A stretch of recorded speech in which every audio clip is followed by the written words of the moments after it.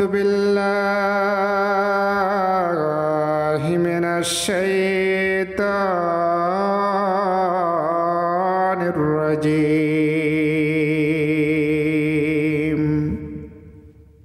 وقل الحق من ربكم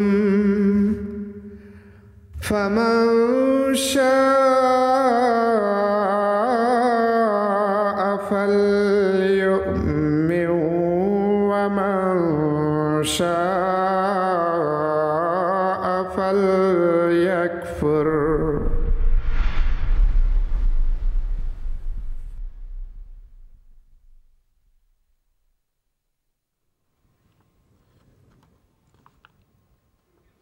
আসসালামু আলাইকুম ওয়া রাহমাতুল্লাহি ওয়া বারাকাতুহু আশহাদু আল্লা ইলাহা ইল্লাল্লাহু ওয়াহদাহু লা শারীকা লাহু ওয়া আশহাদু আন্না মুহাম্মাদান আবদুহু ওয়া রাসূলুহু আল্লাহুম্মা সাল্লি আলা মুহাম্মাদিন ওয়া আলা আলি মুহাম্মাদিন কামা সাল্লাইতা আলা ইব্রাহিমা ওয়া আলা আলি ইব্রাহিমা ইন্নাকা হামিদুম মাজিদ আল্লাহুম্মা বারিক আলা মুহাম্মাদিন ওয়া আলা আলি মুহাম্মাদিন কামা বারাকতা আলা ইব্রাহিমা ওয়া আলা আলি ইব্রাহিমা ইন্নাকা হামিদুম মাজিদ।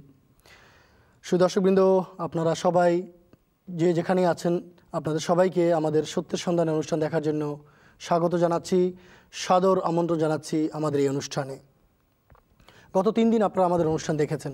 আমরা চেষ্টা করেছি আপনাদের সাথে কথা বলার, আপনাদের বিভিন্ন প্রশ্নের উত্তর দেওয়ার। আমাদের সাথে ছিলেন, এই জন্য আমরা আপনাদেরকে আন্তরিকভাবে ধন্যবাদ জানাই। আজও আমরা স্টুডিওতে আলোচনার জন্য আমন্ত্রণ জানিয়েছি মহতরম মাওলানা ফিরোজ আলম সাহেবকে এবং মহতরম মাওলানা আব্দুল আউয়াল খান চৌধুরী সাহেবকে। আসসালামু আলাইকুম রহমতুল্লাহ। দর্শক, আপনারা জানেন আমরা প্রতিবারই 4 দিন অনুষ্ঠান উপস্থাপন করে থাকি। তো এ পর্বের আজ 4র্থ দিনের শেষ অনুষ্ঠান। তো আজ আমাদের আলোচনার মূল বিষয় হবে প্রতিশ্রুত মসিহে মাউদ এবং ইমাম মাহদী আলাইহিস সালাতু ওয়াস সালামের সত্যতা। দর্শক, আপনাদের বিভিন্ন প্রশ্নের উত্তর দেওয়া ছাড়াও গত 3 দিন আমরা আহমদিয়া মুসলিম জামাতের ধর্মবিশ্বাস, ঈসা আলাইহিস সালাতু ওয়াস সালামের মৃত্যু, খাতামান নবীন সম্পর্কে আহমদিয়া মুসলিম জামাতের বক্তব্য এবং কোনো ভাইয়ের প্রশ্নের উত্তরে ইমাম মাহদী আলাইহিস সালাতু ওয়াস সালামের সত্যতাও আমরা তুলে ধরেছি। আপনারা জানেন আমরা প্রতিদিনই আমাদের অনুষ্ঠান শুরুর প্রাককালে বা আমাদের অনুষ্ঠান শুরু আমরা করে থাকি আল্লাহ এবং তার রসুলের গুণগান দিয়ে। তো আজও আল্লাহ এবং তার রসুলের গুণগানের মাধ্যমেই আমাদের অনুষ্ঠান আমরা শুরু করতে চাই। আর এই ব্যাপারে আমি সংক্ষেপে কিছু বলার অনুরোধ রাখছি মাওলানা আব্দুল আউয়াল খান চৌধুরী সাহেবের কাছে। ধন্যবাদ আপনাকে প্রশ্নের জন্য। সংক্ষেপে শব্দটা অবশ্যই বলা হয় সব প্রশ্নের শেষেই, সময়ের দিকে লক্ষ্য রেখে আমিও সংক্ষেপেই সারব। আল্লাহুম্মা সাল্লি আলা মুহাম্মাদিন ওয়া আলা আলি মুহাম্মাদিন ওয়া বারিক ওয়া সাল্লিম ইন্নাকা হামিদুম মাজিদ। আল্লাহ তাআলা সবচেয়ে পবিত্র, আল্লাহ তাআলা সবচেয়ে মহান, আল্লাহ তাআলা সবচেয়ে গোপন। মানুষের বিবেকের সবচেয়ে গভীরে তিনি অবস্থান করেন। যে কোনো মানুষ সে যদি নিজের মনের ভেতরে তাকিয়ে দেখে, সেখানে এক মহান অস্তিত্বকে বিরাজমান দেখবে। যদি সে নিজের ভেতরকার যে বিবেক, নির্মল বিবেক, সেটাকে সে যদি গলা টিপে হত্যা না করে বা বিকৃত না করে, তাহলে অবশ্যই সেখানে আল্লাহ তাআলার পরিচয় সে লাভ করবে। এ কথা কোরআন শরীফে লেখা আছে। আল্লাহ তাআলা বলেছেন, যখন আমি আদম সৃষ্টি করছিলাম, মানব সভ্যতার ইতিহাস রচনা আরম্ভ করছিলাম, সেই গোড়াতে আমি সমস্ত মানবাত্মার মধ্যে একটি জিনিস প্রথিত রাখার সিদ্ধান্ত দিয়েছিলাম এবং সেটি ছিল আলাস্তু বিরাব্বিকুম কালু বালা। হে মানবাত্মা, আমি কি তোমাদের একমাত্র প্রতিপালক প্রভু স্রষ্টা নই? তারা সমস্বরে ঘোষণা দিয়েছিল, অবশ্যই তুমি একমাত্র প্রতিপালক প্রভু আমাদের এবং একমাত্র স্রষ্টা তুমি নাই, আমরাও নাই। এই কথাটা কোরআন শরীফে বর্ণনা করা আছে। অতএব মানুষের বিবেক, নির্মল চিত্ত আল্লাহর সাথে পরিচিত, তার ভিতরটা যাই অনুভব করে আল্লাহ সম্বন্ধে, সেটার কথা কোরআন শরীফে সে উল্লেখ দেখতে পারবে, তার উল্লেখ দেখতে পাবে সে। অতএব সেই আল্লাহকে ডাকা তার জন্য সবচেয়ে সহজ। হে আল্লাহ, তুমি অসীম, কিন্তু আমি এক সসীম বান্দা। আমি তোমাকে পুরোটা ধারণও করতে পারি না, বুঝতেও পারি না, কিন্তু যতটা বুঝি সে অনুযায়ী আমি তোমাকে ডেকে বলছি, তোমার দয়া সবচেয়ে বড় এবং তুমি আমার ডাকে সাড়া দিতে পারো। আমাকে উদ্ধার করো, আমার সাথে এমন আচরণ করো যেন আমি উদ্ধার লাভ করতে পারি এবং তোমার পথের দিশা পাই। এই দোয়াটা মানুষের সারা জীবনে থাকা দরকার। এটাই কোরআন শরীফে শেখানো আছে, ইহদিনাস সিরাতাল মুস্তাকিম সিরাতাল্লাযিনা আনআমতা আলাইহিম। এই আল্লাহ তাআলার যে প্রশংসা গাওয়া, এটা কিন্তু আল্লাহ তাআলা নিজে শিখিয়েছেন। সূরা ফাতিহা হচ্ছে সবচেয়ে বড় দোয়া আর সবচেয়ে সংক্ষিপ্ত দোয়া। সেখানে আল্লাহ তাআলা বিসমিল্লাহির রহমানির রহিম অবতীর্ণ করার পর প্রথম যে কথাটা বলেছেন সেটা হচ্ছে আলহামদুলিল্লাহি রাব্বিল আলামিন। তোমরা আমার কাছে এখন চাইতে যাচ্ছ, আমি তোমাদেরকে চাওয়া শেখাচ্ছি, কিন্তু প্রথমে প্রশংসা গাও আমার, একমাত্র আমি প্রশংসার অধিকারী, সমস্ত প্রশংসা আল্লাহর। এই কথাটা বলে আল্লাহ তাআলা দোয়া করার পদ্ধতি শেখাচ্ছেন।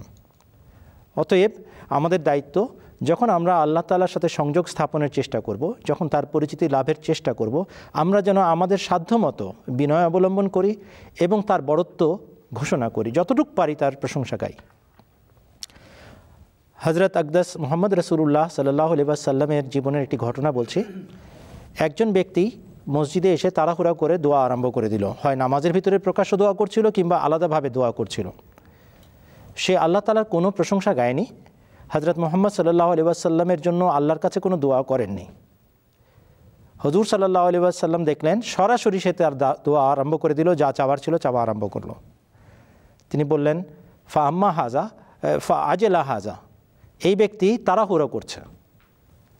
বর্ণনাকারী বর্ণনা করছেন, হুজুর সাল্লাল্লাহু আলাইহি ওয়াসাল্লাম ডেকে পাঠালেন, হয় সেই ব্যক্তিকে না হলে অন্য কাউকে বললেন, যখন তুমি দোয়া করো তখন প্রথমে আল্লাহ তাআলার পবিত্রতা ঘোষণা করবে, আল্লাহ তাআলার প্রশংসা গাইবে, এরপরে তার রাসূল সাল্লাল্লাহু আলাইহি ওয়াসাল্লামের জন্য আল্লাহর কাছে দোয়া করবে, অর্থাৎ দুরূদ শরীফ পাঠ করবে, এরপরে তোমার যা প্রয়োজন তা চাইবে। তাহলে প্রথম কাজ হচ্ছে আল্লাহ তাআলার পবিত্রতা ঘোষণা করা, এবং তারপরে হযরত আকদাস মুহাম্মদ রাসূলুল্লাহ সাল্লাল্লাহু আলাইহি ওয়াসাল্লাম, যিনি আমাদেরকে আল্লাহ তাআলার পরিচয় দান করেছেন, তার জন্য আল্লাহর কাছে দোয়া করা, তার ক্রমান্বয়ে উন্নতি চাওয়া, আর তারপরে নিজেদের বিনীত প্রার্থনা যা করার সেটা করা। শেষ করছি, হযরত আকদাস মসিহে মাউদ ইমাম মাহদী আলাইহিস সালাতু ওয়াস সালাম, যিনি এই যুগে এসে আমাদেরকে আবার ইসলামের খাঁটি শিক্ষা স্মরণ করাতে এসেছিলেন, তাকে আল্লাহ তাআলা একটি ইলহামি দোয়া শিখিয়েছেন। সুবহানাল্লাহি ওয়া বিহামদিহি সুবহানাল্লাহিল আযীম, আল্লাহুম্মা সাল্লি আলা মুহাম্মাদিন ওয়া আলি মুহাম্মদ। সুবহানাল্লাহি ওয়া বিহামদিহি, পবিত্র আমাদের আল্লাহ, সুবহানাল্লাহিল আযীম, তিনি তার প্রশংসা সহ বিরাজমান, এবং পবিত্র আমাদের আল্লাহ যিনি সবচেয়ে মহান। আল্লাহুম্মা সাল্লি আলা মুহাম্মাদিন ওয়া আলি মুহাম্মদ, হে আমাদের আল্লাহ, হে আমাদের প্রিয়, হে সর্বশক্তিমান, তুমি তোমার প্রিয়তম রসুল হযরত মুহাম্মদ সাল্লাল্লাহু আলাইহি ওয়াসাল্লামের প্রতি অজস্র ধারায় বরকত এবং কল্যাণ অবতীর্ণ করো, এবং তার দৈহিক এবং আধ্যাত্মিক বংশধরদের প্রতিও তোমার দুরূদ অবতীর্ণ করতে থাকো। আল্লাহুম্মা আমিন সুম্মা আমিন। ধন্যবাদ আপনাকে মাওলানা আব্দুল ওয়াহাব খান চৌধুরী সাহেব, খুব সুন্দরভাবে সংক্ষেপে আপনি উত্তর দিলেন।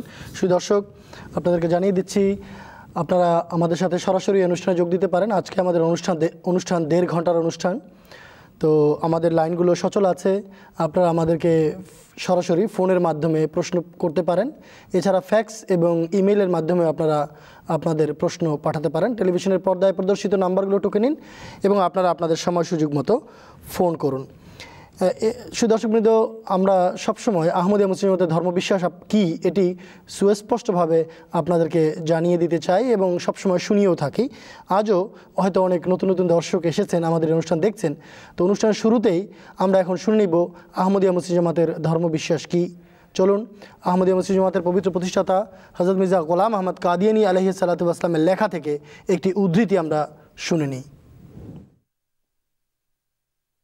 হযরত ইমাম মাহদী ও প্রতিশ্রুত মসিহ আলাইহিস সালাম বলেছেন, আমরা মুসলমান এক অদ্বিতীয় খোদা তাআলার প্রতি ঈমান রাখি এবং লা ইলাহা ইল্লাল্লাহু মুহাম্মাদুর রাসূলুল্লাহ কলেমার প্রতি আমরা বিশ্বাসী।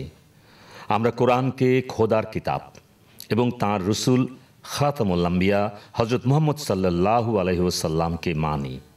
আমরা ফিরিস্তা, কিয়ামত দিবস, জান্নাত ও জাহান্নামে বিশ্বাসী। আমরা নামাজ পড়ি ও রোজা রাখি এবং কিবলামুখী হই। চাই আল্লাহ ও রসুল সাল্লাল্লাহু আলাইহি ওয়াসাল্লাম হারাম বা নিষিদ্ধ আখ্যা দিয়েছেন সেগুলোকে হারাম জ্ঞান করি এবং যাই হালাল বা বৈধ করেছেন সেগুলোকে হালাল আখ্যা দেই। আমরা শরীয়তে কোনো কিছু সংযোজনও করি না, বিয়োজনও করি না এবং এক বিন্দু পরিমাণও কম বেশি করি না।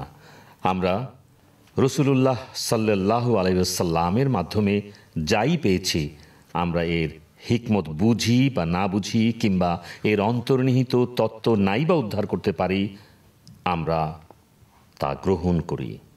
আমরা আল্লাহর ফজলে বিশ্বাসী একত্ববাদী মুসলমান।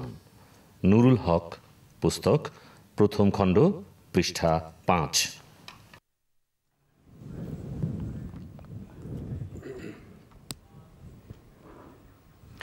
দর্শকবৃন্দ, আমরা শুনছিলাম হযরত মসিহে মাউদ আলাইহিস সালাতু ওয়াস সালামের একটি উদ্ধৃতি। এই উদ্ধৃতির আলোকে অত্যন্ত প্রাঞ্জলভাবে সুস্পষ্টভাবে প্রতীয়মান হয় যে আহমদিয়া মসজিদ জামাতের ধর্মবিশ্বাস কি। এবারে আমরা দর্শক আপনাদের সাথে কথা বলবো। অনেকেই টেলিফোন করছেন, আমি দেখতে পাচ্ছি। এখানে গতকাল আমাদের এক ভাই জনাব আসাদুজ্জামান গোলাম রাব্বি সাহেব, তিনি রংপুর থেকে একটি ফোন করেছিলেন যে তার ফুপা একটি প্রশ্ন করেছেন যে উম্মত শব্দ বলতে কী বোঝায়। আমরা গতকাল ব্যস্ততার কারণে উত্তরটি দিতে পারিনি, তো আজকে আমি এই প্রশ্নটি রাখতে চাচ্ছি মৌলানা ফিরোজ আলম সাহেবের কাছে। জাযাকুমুল্লাহ প্রশ্নের জন্য। উম্মত শব্দ আরবি ভাষায় যে কোনো গ্রুপকে বলা হয়, কোনো গ্রুপ বা কোনো দল, এর জন্য উম্মত শব্দ ব্যবহার হয়। ধর্মীয় গ্রুপও হতে পারে, কোনো রাজনৈতিক গ্রুপও হতে পারে। 2 বা 3 দৃষ্টিভঙ্গির মানুষ সমবেতভাবে যখন কোনো একটা বিশেষ স্বার্থে কাজ করে তাদের জন্য উম্মত শব্দ ব্যবহার হয়। আর এই কথাই আমরা হযরত ইমাম রাগিবের কোরআন শরীফের যে অভিধান তিনি লিখেছেন তাতে তার লেখায় দেখতে পাই। তিনি লেখেন যে আল উম্মত কুল্লু জামাতেন, উম্মত হলো প্রত্যেক জামাত, প্রত্যেক জামাতকে উম্মত বলা হয়। ইয়াজমাউহুম আমরুম মা ইম্মা দিনুন, তারা ধর্মীয় কারণে একত্রিত হোক, দিনুন ওয়াহেদুন, এক ধর্মের কারণে সমবেত হলেও তাদেরকে উম্মত বলা হয়, বা এক যুগে একত্রে সহাবস্থান করে তাদের জন্য উম্মত শব্দ ব্যবহার হয়, বা এক স্থানে তারা একত্রে অবস্থান করলে তাদের জন্য উম্মত শব্দ ব্যবহার হয়। তিনি কোরআন শরীফের আয়াত থেকে এর প্রমাণও পেশ করেছেন। একটি আয়াত তিনি দিয়েছেন যে সূরা, এই আয়াতটি হলো সূরা বাকারার আয়াত। সেখানে আছে যে প্রথম দিকে আল্লাহ তাআলা বলছেন যে আউযু বিল্লাহি মিনাশ শাইতানির রাজিম, বিসমিল্লাহির রহমানির রহিম, কানান নাসু উম্মাতান ওয়াহিদাতান, মানব জাতি সবাই সম্মিলিতভাবে এক উম্মতি ছিল, অর্থাৎ এক জনগোষ্ঠীভুক্ত ছিল তারা। এরপর তাদের ভিতর ফাবাসাল্লাহুন নবিয়্যিনা মুবাশশিরিনা ওয়া মুনজিরিন, এরপর আল্লাহ তাআলা নবী প্রেরণ করেছেন যাদের কেউ শুভ সংবাদদাতা ছিলেন, কেউ সতর্ককারী ছিলেন। ওয়া আনজালা মাহুমুল কিতাব ওয়া বিল হক, এবং তাদের সাথে আল্লাহ তাআলা কিতাব নাজিল করেছেন, তারা কিতাব সহ এসেছেন। তো পৃথিবীর সকল মানুষ, সকল মতের পথের মানুষ সূচনাতে এক জাতি ছিল, এক উম্মত ছিল, এক নেশন যাদেরকে বলা হয়, একটা জাতি ছিল। তো উম্মত শব্দের এই ব্যাপক ব্যবহার আছে। তারা ধর্মীয় কারণেও সমবেত হতে পারে, ধর্মীয় কারণে যদি সমবেত হয় সেখানেও উম্মত শব্দ ব্যবহার হয়। রাজনৈতিক প্রেক্ষাপটে একত্রিত হলে তার জন্য ব্যবহার হয়। আবার রাজনৈতিক, ধর্মীয় এই 2 বিষয় মিলে একত্রিত হলে তাদের জন্য উম্মত শব্দ ব্যবহার হয়। হযরত রাসূল করিম সাল্লাল্লাহু আলাইহি ওয়াসাল্লাম যখন মদিনা গিয়েছেন তখন মদিনাবাসীদের সাথে তার একটা চুক্তি হয়েছে, যেটা ইতিহাসে মদিনা সনদ হিসাবে পরিচিত। সেই সনদের যে সুনির্দিষ্ট শব্দ যা ইবনে হিশামে লেখা আছে তা হলো হাযা কিতাবুম মিন মুহাম্মাদিন নবী সাল্লাল্লাহু আলাইহি ওয়াসাল্লাম, এটি মুহাম্মদ রাসূলুল্লাহ সাল্লাল্লাহু আলাইহি সাল্লামের একটি চুক্তি কিতাব। বাইনাল মুমিনিন ওয়া মুসলিমিন, মোমেন এবং মুসলমানদের মাঝে, মিন কুরাইশ ওয়া ইয়াসরিব, কুরাইশি মুসলমান এবং মদিনার যে সমস্ত মুসলমান আছে তাদের মাঝে, মান তাবিআহুম ওয়া লাহিকা বিহিম, যারা তাদের সাথে একত্রিত হয় এবং তাদের সাথে মিলিত হয়, ওয়া জাহাদা মাহুম, এবং তাদের সাথে জিহাদ করে, ইন্নাহুম উম্মাতুন ওয়াহিদাতুন, তারা সকলেই সম্মিলিতভাবে এক উম্মত এবং সকল মানুষের মাঝে। তো মদিনায় যারাই মোহাম্মদ রসুল্লাহ সাল্লাল্লাহু আলাইহি সাল্লামের সাথে চুক্তিভুক্ত হয়েছে, চুক্তিবদ্ধ হয়েছে, তাদের সবাইকে মোহাম্মদ রসুল্লাহ সাল্লাল্লাহু আলাইহি ওয়াসাল্লাম, তারা কুরাইশের অংশ হোক বা মদিনায় বসবাসকারী মানুষ হোক, তারা সবাই একটি উম্মত। তো উম্মত শব্দ এই প্রেক্ষাপটে আমরা বলতে পারি যে কোনো দল বা গ্রুপের জন্য ব্যবহার হয়, কোনো ধর্মীয় দল হওয়া আবশ্যক নয়। কিন্তু আরেকটা শব্দ আছে, এটা হলো মিল্লত। মিল্লত শব্দ কোনো ধর্মের অনুসারীদের জন্য ব্যবহার হয়। আবার সেই ধর্মের ভিতর যদি সাব ডিভিশন হয়ে যায়, ডিভিশন হয়ে যায়, ধর্মের ভিতর বিভিন্ন গ্রুপ যদি হয়ে যায়, যেমন খ্রিস্টানদের অনেক দল আছে, প্রতিটি দলের জন্য মিল্লত শব্দ ব্যবহার হবে। মুসলমানদের অনেক এমন ফেরকা আছে, প্রত্যেক ফেরকার জন্য মিল্লত শব্দ ব্যবহার হয়। আর রাসূলুল্লাহ সাল্লাল্লাহু আলাইহি ওয়াসাল্লাম এই প্রেক্ষাপটে বলেছেন যে এক মিল্লত ছাড়া বাকি সব দল জাহান্নামী হবে। তো মিল্লত যে কোনো ধর্মের অনুসারী গ্রুপের জন্য মিল্লত শব্দ ব্যবহার হয়, কিন্তু উম্মত শব্দের ব্যবহার ব্যাপক। ধন্যবাদ মাওলানা ফিরোজ আলম সাহেব। আশা করি ভাই গোলাম রাব্বি সাহেব আপনি অনুষ্ঠান দেখছেন এবং আপনি আপনার প্রশ্নের উত্তর পেয়েছেন। আপনি আপনার জেরে তরবিক আত্মীয়কে এই প্রশ্নের উত্তরটি জানিয়ে দিবেন। এবারে দর্শক, আমরা একটি ভিডিও প্রশ্ন, ধারণকৃত প্রশ্ন আপনাদেরকে শোনাচ্ছি।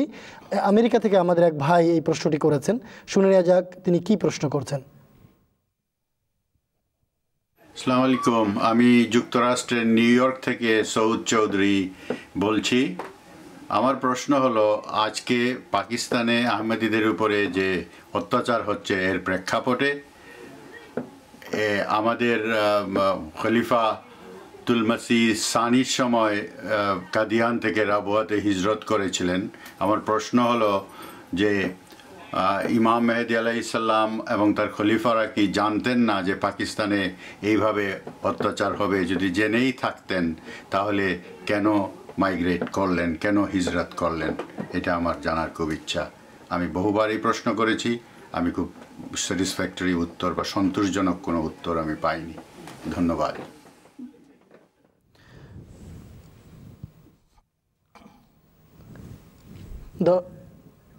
দর্শক, আমরা শুনছিলাম সৌদ চৌধুরী সাহেবের প্রশ্নটি। তিনি প্রশ্ন করেছেন যুক্তরাষ্ট্রের নিউ ইয়র্ক থেকে। অত্যন্ত স্পষ্ট প্রশ্ন ছিল। মাওলানা আব্দুল আওয়াল সাহেবের কাছে রাখছি, যদি উত্তর দিতেন। ধন্যবাদ এবং ওয়ালাইকুম আসসালাম ওয়া রাহমাতুল্লাহি ওয়া বারাকাতুহু। জনাব সৌদ চৌধুরী সাহেব, গতকালই আমি আমার ইন্টারনেটে আপনার 1971 সালের আনন্দমোহন কলেজে পড়ার সময় একটা অভিজ্ঞতার কথা পড়ছিলাম, যেটা আপনার এক আত্মীয় আমাকে পাঠিয়েছেন। আপনি যে প্রশ্নটা করেছেন সেটার নানা আঙ্গিকে উত্তর দেওয়া সম্ভব। আপনার জন্য যথেষ্ট হবে কিনা আমি জানি না, আমি চেষ্টা করছি। মা জানে সন্তান প্রসব করতে হলে ভীষণ কষ্ট হবে, তার মৃত্যুর ঝুঁকিও আছে, তবুও সে সন্তান ধারণ করে। কেন করে? করতে যায় কেন? প্রশ্নটা এইভাবে করা যেতে পারে। এই জন্য যে এটাতে তার পূর্ণতা, মাতৃত্ব এক নারীকে পূর্ণতা দান করে। অনেক ঝুঁকি আছে তার মাঝে, কোনো সন্দেহ নাই। তারপরেও পরম পাওয়ার প্রাপ্তির যে আনন্দ, সেটাকে ভোগ করার জন্য সে কষ্টটা এবং ঝুঁকিটা বহন করে। হজরত আদম আলাইহিসসালামকে যখন পৃথিবীতে প্রেরণ করার সিদ্ধান্ত নেন বা পৃথিবীতে আবির্ভূত করার সিদ্ধান্ত নেন আল্লাহ তাআলা, তখন তিনি বলেছিলেন, আউযুবিল্লাহি মিনাশ শাইতানির রাজিম, ইন্নী জাইলুন ফিল আরদি খলিফা কালু আতাজালু ফিহা মান ইউফসিদু ফিহা ওয়া ইয়াসফিকু দিমা ওয়া নাহনু নুসাব্বিহু বিহামদিকা ওয়া নুকদ্দিসু লাক। ফেরেশতারা প্রশ্ন তুলেছিল যে, হে আল্লাহ, হে আমাদের প্রিয়, আপনি কি সেখানে এমন কোনো কিছু অবতীর্ণ করছেন বা আবির্ভূত করতে যাচ্ছেন যে সেখানে রক্তপাত ঘটাবে এবং বিশৃঙ্খলার কারণ হবে? কালা ইন্নী আলামু, ফেরেশতারা এটাও বলেছেন যে আমরাই তো আছি তোমার প্রশংসা গাওয়ার জন্য, তোমার সমস্ত শ্রেষ্ঠত্ব বর্ণনা করার জন্য। আল্লাহ বলেছিলেন, কালা ইন্নী আলামু মা লা তা'লামুন, আমি যা জানি তোমরা তা জানো না। তাহলে একটা মহাপরিকল্পনার বাস্তবায়ন হতে যাচ্ছিল আদম সৃষ্টির মাধ্যমে। কী ছিল সেই পরিকল্পনা? সত্য দিয়ে আল্লাহ তাআলা যুগে যুগে মহাপুরুষ প্রেরণ করবেন, তার পরিচয় উদ্ঘাটন করার জন্য, জগৎবাসীর সামনে আল্লাহর পরিচয় দেওয়ার জন্য। জগৎবাসী খেপে যাবে, জড় পদার্থের মতো যারা মানে দুনিয়ার কীট পতঙ্গে পরিণত হয়েছে, জাগতিক আকর্ষণে এবং মোহে লিপ্ত যারা, তারা সহ্য করতে পারবে না। রক্তক্ষয় ঘটবে তাদের পক্ষ থেকে, মহাপুরুষদের পক্ষ থেকে ঘটবে না, কিন্তু ঘটবে অবশ্যই, অস্বীকার করেন নাই আল্লাহ। এবং বলেছেন যা জানি সেটা তোমরা জানো না হে ফেরেশতারা। আপনার প্রশ্নটা সে ফেরেশতাদের মতোই মনে হয়েছে আমার কাছে। আপনি দেখছেন বিশৃঙ্খলার দিকে, আপনি দেখছেন কষ্টের দিকে পাকিস্তানের আহমদিরা যেটা ভোগ করছে দীর্ঘ সময় ধরে। কিন্তু এর ফলশ্রুতিতে যে জগৎ সৃষ্টি হয়েছে, এর ফলশ্রুতিতে যে প্রাপ্তি ঘটেছে, সেটার দিকে তাকানো দরকার। যে কোনো জায়গায় কুরবানি এবং ত্যাগ ছাড়া, ঝুঁকি ছাড়া উন্নতি সম্ভব নয়। আমি বাংলাদেশের মানুষ হিসেবেও ওই কথাটা আপনাকে যাচাই করতে বলবো। আমরা গ্রামে গঞ্জে ঘোরার সুযোগ পাই, আপনিও জানেন বাংলাদেশকে খুব কাছের থেকে, আপনি দেশকে খুব ভালোবাসেন। বীজ তোলা হয় কৃষকের জন্য, প্রথম যেখানে ধানের চারাটা রোপণ করে সে, আবার সেখান থেকে তুলে আরেক জায়গায় নিয়ে যায়, ঘন করে, সংখ্যা বাড়ায়, বৃদ্ধি করে কোয়ান্টিটি, এবং তারপরে শেষ পর্যন্ত আরেক জায়গায় গিয়ে সেটাকে জমির ক্ষেতে বপন করা হয়। তাহলে এক বীজতলার থেকে আরেক বীজতলা, আরেক বীজতলার থেকে আরেক ক্ষেতের ভিতরে কেন যাচ্ছে, স্থানান্তরিত কেন হচ্ছে? যেন ঘন হয়, পরিচর্যা লাভ করে, উন্নতি করে। ঠিক তেমনি এই যুগের হাররাস এবং হারেস যিনি এসেছেন, তার লাগানো যে আধ্যাত্মিক ক্ষেত, সেটাকে বৃদ্ধি করার জন্য হিজরতের প্রয়োজন আছে, এবং এই হিজরতের মধ্যে কষ্ট আছে এবং অনেক ধরনের ঝুঁকি আছে, কিন্তু তারপরেও যেটা পরম প্রাপ্তি সেটা অনেক বড়।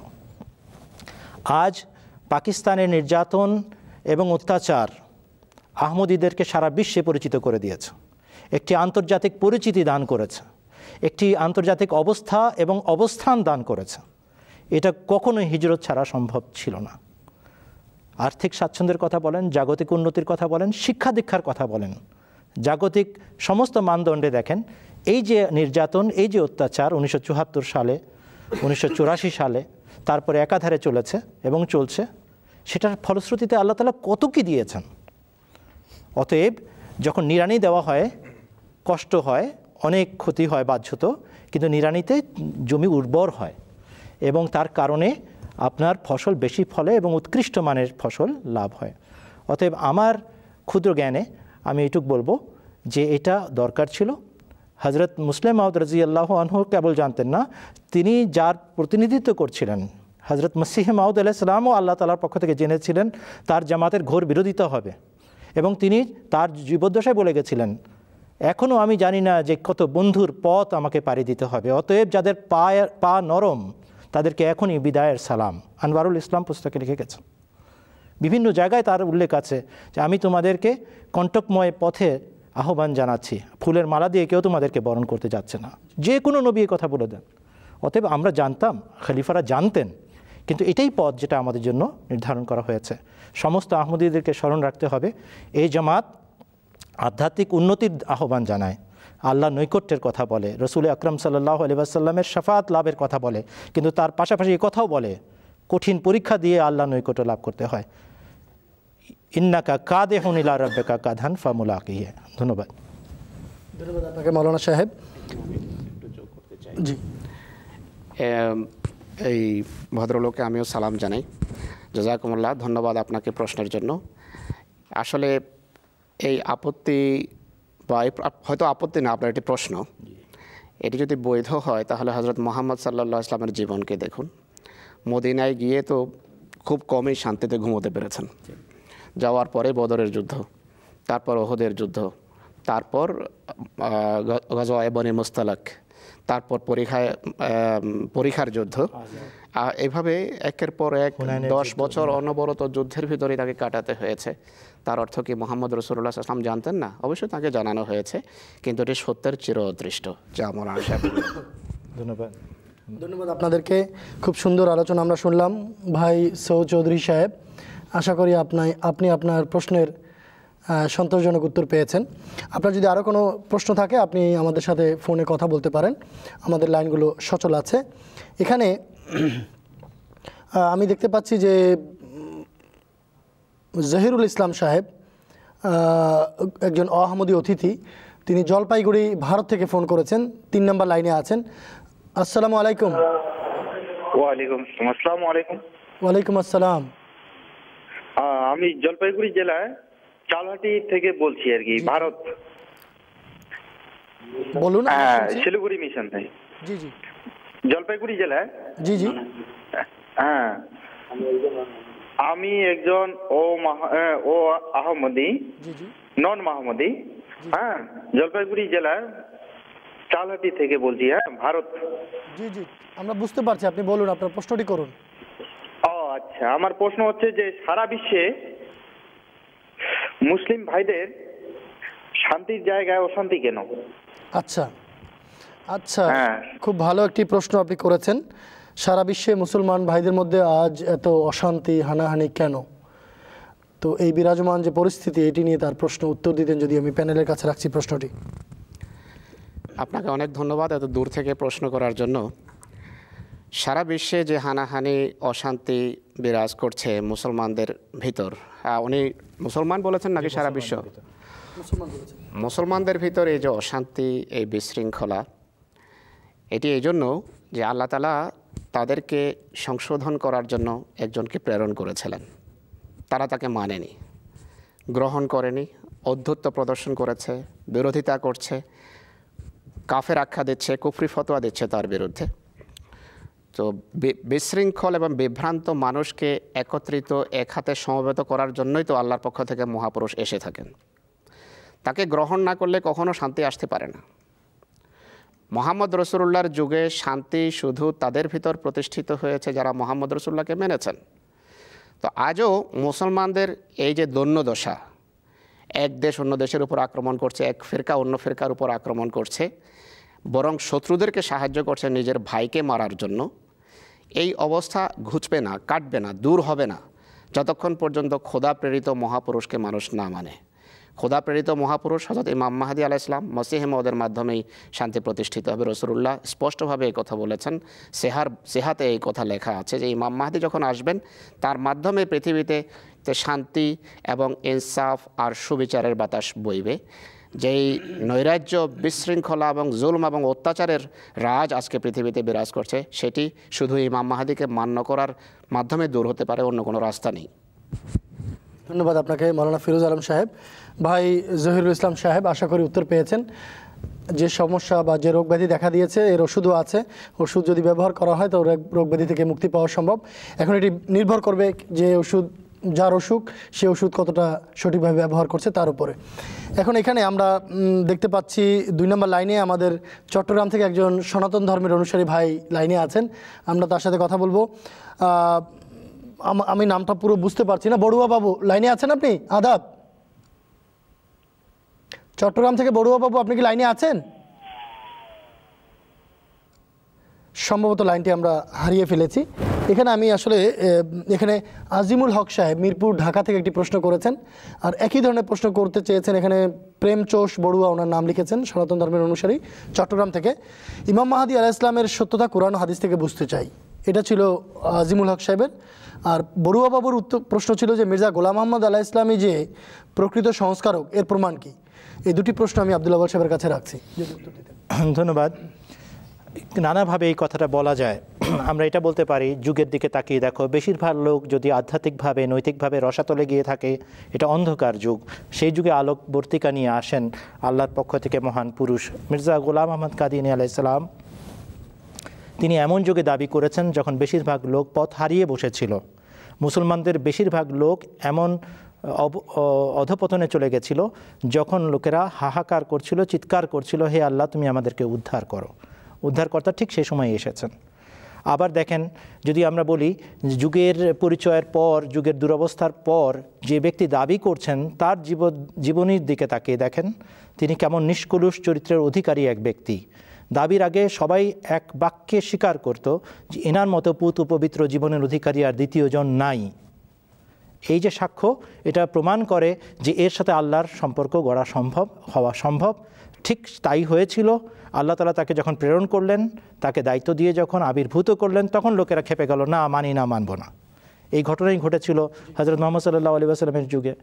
আবার যদি আপনি এই সব কিছু কিন্তু কোরআনের মানদণ্ডে আলোচনা হচ্ছে। কোরআন শরীফে আয়াত আছে যেটা দ্বারা আমি এই কথাগুলো আপনাদের সামনে উপস্থাপন করার সুযোগটা পাচ্ছি, যেগুলো দ্বারা আবার দাবির পূর্বেকার অবস্থা বর্ণনা করা শেষে দাবির পরবর্তী অবস্থা কি, চরম বিরোধিতা হবে। বলা আছে, ইয়া হাসরাতান আলাল ইবাদ মা ইয়াতিহিম মির রাসূলিন ইল্লা কানু বিহি ইস্তাজিউন। যদি আল্লাহর পক্ষ থেকে প্রেরিত মহাপুরুষ হয় তবে অবশ্যই তার বিরোধিতা হবেই হবে। ঘোর বিরোধিতা কার হচ্ছে? হযরত আকদাস মির্জা গোলাম আহমদ কাদিয়ানী আলাইহিস সালাতু ওয়াস সালামের। আর একবার দুবার না, একাধারে হয়েই চলেছে। কিন্তু এটা কিসের পরিচয়? আল্লাহর পক্ষ থেকে প্রত্যাদিষ্ট হবার দাবি এবং বিরোধিতা, এই দুইটা মিলে সত্যবাদীর পরিচয়। এর পরের পয়েন্ট, সমস্ত প্রচেষ্টা সত্ত্বেও, ষড়যন্ত্র চক্রান্ত সত্ত্বেও, ঘোর বিরোধিতা সত্ত্বেও কে জয়যুক্ত হচ্ছে? হজরত মির্জা গোলাম আহমদ কাদিয়ানী আলাইহিস সালাম জয়যুক্ত হচ্ছেন এবং তার জামাত হচ্ছে। একা ছিলেন, এখন 195টা দেশেরও বেশি দেশে ছড়িয়ে গেছে। তিনি একা ছিলেন, আজ তার প্রশংসা গাওয়ার জন্য এবং তার মিশনকে এগিয়ে নেওয়ার জন্য কোটি কোটি মানুষ একত্র হয়ে গেছে। অতএব সমস্ত লক্ষণাবলীর দিকে লক্ষ্য করেন এবং দেখেন কিভাবে কোরআনের মানদণ্ডে তিনি সত্যবাদী প্রমাণিত হন। আরেকটি আমি মানদণ্ডের কথা বলি, আলেমুল গায়েবে ফালা ইউজহিরু আলা গায়বিহি আহাদান ইল্লা মান ইরতাজা মির রাসূলিন। কোরআন শরীফে লেখা আছে, একমাত্র আল্লাহ তাআলা অদৃশ্য বিষয়ে জ্ঞাত, তিনি তার পক্ষ থেকে প্রত্যাদিষ্ট মহাপুরুষ ছাড়া অন্য কাউকে অদৃশ্যের বিষয়ে অধিক সংখ্যায় সংবাদ দান করেন না। অদৃশ্য বিষয়ে যদি কোনো ব্যক্তি সংবাদ দেয় এবং সেই সংবাদ যদি ফলে যায়, বাস্তবে রূপায়িত হয়, তাহলে বুঝতে হবে এই লোকটার সাথে আল্লাহ সম্পর্ক হয়েছে, সে নিজের পক্ষ থেকে কথা বলছে না, আল্লাহ বলছেন বলে সে বলছে। হজরত মির্জা গোলাম আহমদ কাদিয়ানী আলাইহিস সালাতু ওয়াস সালাম হাজার হাজার সংখ্যায় ভবিষ্যৎবাণী করেছেন। কয়টা বলবো? হজরত হাকিম নুরুদ্দিন সাহেব রাজিয়াল্লাহু আনহুর বাড়িতে সন্তান জন্ম নেবে, তিনি বলছেন আল্লাহ আমাকে জানিয়েছেন সন্তান ছেলে হবে এবং তার গায়ে ফোড়া থাকবে, ফোড়া নিয়ে একটা ছেলের জন্ম হচ্ছে। কে বলল তাকে? হজরত মির্জা গোলাম আহমদ কাদিয়ানী আলাইহিস সালাতু ওয়াস সালামকে আল্লাহ তাআলা জানাচ্ছেন, জার ভি হোগা তো হোগা উস ঘড়ি বাহালে জার। আজকে হে ইমাম মাহদি এবং মাসিহ, তোমার যুগে লোকেরা রাশিয়ার জার সম্রাটের দাপটে তটস্থ, কিন্তু এমন এক যুগ আসতে যাচ্ছে যখন এই জারের অধপতন হবে এবং সে কাঁদতে কাঁদতে ইহ জগৎ ত্যাগ করবে। এবং 1917 সালের বিপ্লবের পর সেই ক্ষণ জগৎ দেখেছে, যখন রাশিয়ার দাপটশীল এবং তটস্থকারী রাশিয়াকে জার পরিবার নৃশংসভাবে হত্যা হয়েছে। কে বলতে পারে কবে কে মারা যাবে এবং কি অবস্থায় মারা যাবে যদি আল্লাহ তাআলা না জানান আগের থেকে? তিনি বলেছেন, হজরত মির্জা গোলাম আহমদ কাদিয়ানী আলাইহিস সালাতু ওয়াস সালাম বলে গেছেন, ভূমিকম্পের পর ভূমিকম্প আসবে, কোনোটা বাহ্যিক ভূমিকম্প হবে, আরেক কোনোটা হচ্ছে ভূমিকম্পর তুল্য মহা কি বলবে এটাকে, তোলপাড় যেটাকে বলে, জগৎ নাড়িয়ে দিবে, জগতের গোড়া নড়ে যাবে এমন অবস্থা, কম্পিতকারী প্রলয়ঙ্করী ভয় ভীতিকর জিনিসপত্র। এর মধ্যে প্রথম বিশ্বযুদ্ধের কথা বলে গেছেন, দ্বিতীয় বিশ্বযুদ্ধের কথা বলেছেন। একের পর এক ধ্বংসস্তূপে পরিণত হবে। হাকিকাতুল ওয়াহিতে হজরত আকদাস মসিহে মাউদ ইমাম মাহদি আলাইহিস সালাম 1907 সালে বলে গেছেন, আমাকে মানলে আল্লাহর পক্ষ থেকে সুসংবাদ, তোমাদেরকে আল্লাহ তাআলা ভালোবাসবেন, নিদর্শন দেবেন। আমাকে অগ্রাহ্য করলে এবং আমার বিরোধিতায় হঠকারিতা দেখালে আল্লাহ তাআলা তোমাদেরকে শাস্তি দেখাবেন এবং আযাব দিবেন, এবং ভূমিকম্প হবে, জলোচ্ছ্বাস হবে, প্লাবন হবে, নূহের যুগের ঘটনা দেখতে পাবে এবং লূতের যুগের ছবি দর্শন করবে। এবং আমি যে কথাটা বলছি এটা হবেই হবে। তিনি বলেছেন, আমি এটা হজরত মির্জা গোলাম আহমদ কাদিয়ানী আলাইহিস সালামের সত্যতার সবচেয়ে বড় দলিল মনে করি। 1905 সালে তিনি বলছেন ডিসেম্বর মাসে, আমি মারা যাব খুব তাড়াতাড়ি, আল্লাহ আমাকে জানিয়েছেন, কিন্তু আমি মারা গেলে আমার জামাত মরে যাবে না এবং আমার উদ্দেশ্য বিফল হবে না। আমার মৃত্যুর পর খলিফা আসবেন, যেভাবে হজরত মুহাম্মদ সাল্লাল্লাহু আলাইহি ওয়াসাল্লামের পর হজরত আবু বকর সিদ্দিক এসেছিলেন, এবং এই খেলাফত একাধারে আসতে থাকবে এবং কিয়ামত পর্যন্ত চলবে। একটা লোক মারা যাবে, তার জামাত থাকবে কি থাকবে না এটা কিভাবে বলা যায়? একজন বাপ মারা যায়, সে জানে না তার ছেলে সুপুত্র হবে না অপুত্রক হবে, কেউ জানে না। তার সুনামের কারণ হবে, তার দুর্নামের কারণ হবে, কেউ জানে না। তিনি বলছেন, আমার জামাত থাকবে, আমার আদর্শ থাকবে, আমার শিক্ষা থাকবে এবং খলিফা আসবেন, একের পর এক খলিফা আসবেন। যদি সত্যবাদী না হতেন, প্রথম খলিফা, দ্বিতীয় খলিফা, তৃতীয় খলিফা, চতুর্থ খলিফার পর আজ পঞ্চম খেলাফতের ধারা আমরা কিভাবে অব্যাহত দেখছি, পঞ্চম খলিফার যুগে কিভাবে বাস করছি। একটা লোক বলতে পারে আমার সুনাম অক্ষুণ্ণ থাকবে, আমার আদর্শবান ব্যক্তিরা আসতে থাকবেন এবং তারা আমার মিশনকে এগিয়ে নিয়ে যাবেন? চারটিখানি কথা এটা। একের পর এক ভবিষ্যৎবাণী করেছেন এবং সেগুলো ফলতে আমরা দেখেছি। আর অনেক কিছু ফলা বাকি আছে, এমন অনেক ভবিষ্যৎবাণী আছে যেটা ভবিষ্যতে আমরা পূর্ণ হতে দেখব ইনশাআল্লাহ। শেষের দিকে আসি। তার সত্যতার আরেকটা প্রমাণ দিয়ে শেষ করি। লেখা আছে সূরা আল হাক্কাতে, এটা মৌলানা সালেহ আহমদ সাহেব প্রথম দিন বলেছিলেন, ওয়ালাউ তাকাওয়ালা আলাইনা বা'যাল আকাবিল লাআখাযনা মিনহু বিল ইয়ামিন সুম্মা লাকাতা'না মিনহুল ওয়াতিন ফামা মিনকুম মিন আহাদিন আনহু হাজিজিন। আমার প্রিয়তম নবী সাল্লাল্লাহু আলাইহি ওয়াসাল্লামও যদি আমার বিরুদ্ধে বানিয়ে বানিয়ে কথা আরোপ করত মিথ্যা আমার প্রতি, আমি তাকে ডান হাতে ধরতাম, শক্তিশালী হাত দিয়ে ধৃত করতাম, তার জীবনশিরা কেটে দিতাম, তোমাদের মাঝে কেউ তাকে রক্ষা করতে পারত না। হুজুর সাল্লাল্লাহু আলাইহি ওয়াসাল্লাম 40 বছর বয়সে দাবি করলেন আল্লাহ আমার সাথে কথা বলেন। 63 বছর বয়সে বিদায় নিলেন জগৎ থেকে সফলতম নবুয়তের যুগ পার করে। 23 বছর দাবির পর জীবিত থাকা, আল্লাহর সাথে কথোপকথনের দাবি, আল্লাহর সাথে আলাপচারিতার দাবির পরে 23 বছর জীবন কাটানো, এটা সত্যবাদীর চিহ্ন এবং লক্ষণ এবং মানদণ্ড। হযরত মির্জা গোলাম আহমদ কাদিয়ানী আলাইহিস সালাম বলছেন এটা আমার জন্য প্রযোজ্য। আমি বলছি আমি 23 বছর জীবন পাবো না যদি আমি আল্লাহর নামে মিথ্যা কথা বলে থাকি, আল্লাহ আমার সাথে কথা বলেন। এই কথা যদি মিথ্যা হয় তাহলে আল্লাহ আমাকে তার আগে ধ্বংস করবেন। লোকেরা বলল না না না, এটা শরীয়ত বাহক নবীদের জন্য প্রযোজ্য। উনি বলেন সেটাই সই। আমাকে যখন আল্লাহ তাআলা বলেন এইটা করো, এটা করো না, এটা করো, এটা করো না, এটাকে আপনি শরীয়তের আদেশই ধরে নেন, তারপরেও আমার উপরে প্রযোজ্য করে দেখেন আমি 23 বছর বাঁচি কি বাঁচি না। কোনো ভণ্ড এটা বলতে পারে আমি 23 সেকেন্ড জীবিত থাকবো আগামী, 23 মিনিট জীবিত থাকবো আগামী? কেউ বুকে হাত দিয়ে কথাটা বলতে পারে? কারো সাধ্য আছে? কেউ বলতে পারে আমি 23টা দিন থাকবো, 23টা মাস থাকবো? উনি বলছেন অবশ্যই দাবি করেছে আল্লাহ আমার সাথে কথা বলেন, এরপরে আমি অবশ্যই 23 বছর পাবো, এবং পেয়েছেন। 23 কেন, এক হিসাবে 26, তার এক হিসাবে 28, আর এক হিসাবে তার চেয়ে বেশি সময় পেয়েছেন, কিন্তু অবশ্যই মানদণ্ডে পাশ করেছেন। আকাশে সূর্যগ্রহণ এবং চন্দ্রগ্রহণের নিদর্শন প্রকাশিত হয়েছে, এবং এটা সত্য মাহাদির নিদর্শন হিসাবে হজরত মোহাম্মদ মুস্তাফা আহমদে মুজতবা সাল্লাল্লাহু আলাইহি ওয়াসাল্লাম বলে গেছিলেন। অতএব হজরত মির্জা গোলাম আহমদ কাদিয়ানী আলাইহিস সালাম সত্য, তার জামাত সত্য, তার খেলাফত সত্য। ধন্যবাদ। ধন্যবাদ আপনাকে। সুদর্শকবৃন্দ, এখানে আমরা প্রশ্ন পেয়েছিলাম, আমরা বলেছি আজিমুল হক সাহেব মিরপুর থেকে আর বড়ুয়াবাবু চট্টগ্রাম থেকে প্রশ্ন করেছিলেন, মৌলানা আব্দুল্লাহ সাহেব উত্তর দিয়েছেন। এ ব্যাপারে আরও প্রশ্ন আসবে আর আমরা এরপরে আরও আলোচনা করব। এখানে 6 নম্বর লাইনে আমি দেখতে পাচ্ছি নিউ ইয়র্ক থেকে আমাদের এক বোন আছেন টেলিফোন লাইনে, মিসেস হোসনে আরা চৌধুরী। আসসালামু আলাইকুম। টেলিভিশনের ভলিউম একটু কমিয়ে দিবেন।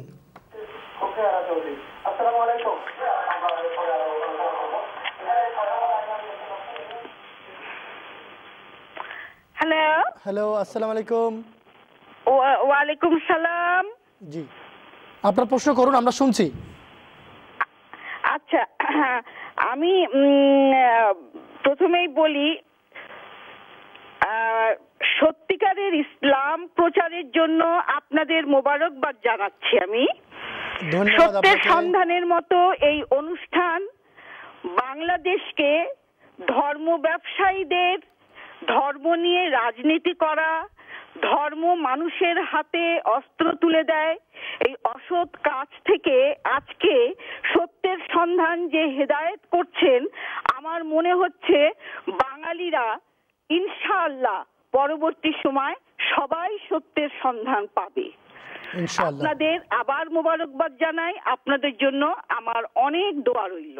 ধন্যবাদ আপনাকে। এখন আমার প্রশ্ন হচ্ছে, আমার এক প্রতিবেশী আমার বাসায় আসতেন এবং উনি আমার সঙ্গে কথা বলার পর, তবলিগ করার পর উনি আহমেদি হয়েছেন। আচ্ছা, আলহামদুলিল্লাহ। এবং আরো অনেকের সঙ্গে আমি কথা বলি, আমার অনেক প্রতিবেশী আছে, আমার বন্ধুরা রয়েছেন, এবং উনাদের আমি মসজিদেও নিয়ে যাই, প্রায় অনেক অনুষ্ঠানেও তাদেরকে নিয়ে যাই।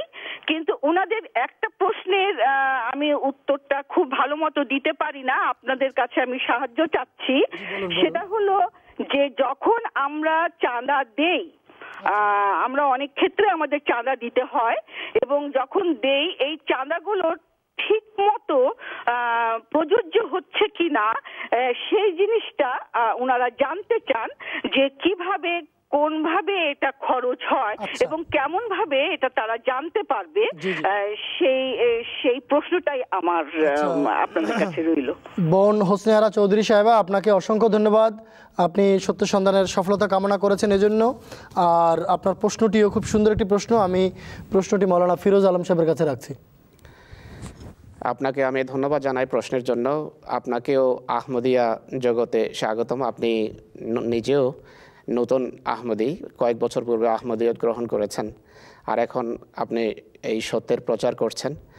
আপনি ঠিক বলেছেন এবং আপনার এই দোয়া ইনশাআল্লাহ আল্লাহ তাআলা অবশ্যই গ্রহণ করবেন, যে বাংলাদেশের মাটিতে অবশ্যই শান্তিপ্রিয়ভাবে আহমদিয়া মুসলিম জামাত যে ইসলাম প্রচার করছে সেই ইসলাম অবশ্যই প্রতিষ্ঠিত হবে এবং মানুষের মন জয় করবে। সত্যিই ইসলামের সাথে সন্ত্রাসের কোনো সম্পর্ক নেই। ইসলাম ধরাপৃষ্ঠে ভালোবাসা, প্রেম, প্রীতি এবং শান্তির মাধ্যমে প্রতিষ্ঠিত হয়েছে। আমাদের বাংলাদেশকে নিন, উপমহাদেশকে নিন। উপমহাদেশে যে ইসলাম বিস্তৃতি লাভ করেছে, উপমহাদেশের কোটি কোটি মানুষ যে ইসলাম গ্রহণ করেছে, তা সাধু এবং এই ধরনের সুফি লোকদের শান্তিপ্রিয় যে পন্থা এবং পদ্ধতি, তার মাধ্যমেই তো তারা ইসলাম গ্রহণ করেছে। হিন্দুদের মধ্য থেকে কোটি কোটি মানুষ মুসলমান হয়েছে, কোনো অস্ত্র ব্যবহার করা হয়নি, শক্তি প্রয়োগ করা হয়নি। তো এই শান্তিপ্রিয় তবলিগের মাধ্যমে ইনশাআল্লাহ মানুষ এখন রাসূলুল্লাহ সাল্লাল্লাহু আলাইহি ওয়াসাল্লামের মাহদিকে অবশ্যই মানবে এবং গ্রহণ করবে, এতে কোনো সন্দেহ নেই। আপনার দোয়া ইনশাআল্লাহ আল্লাহ তাআলা গ্রহণ করবেন।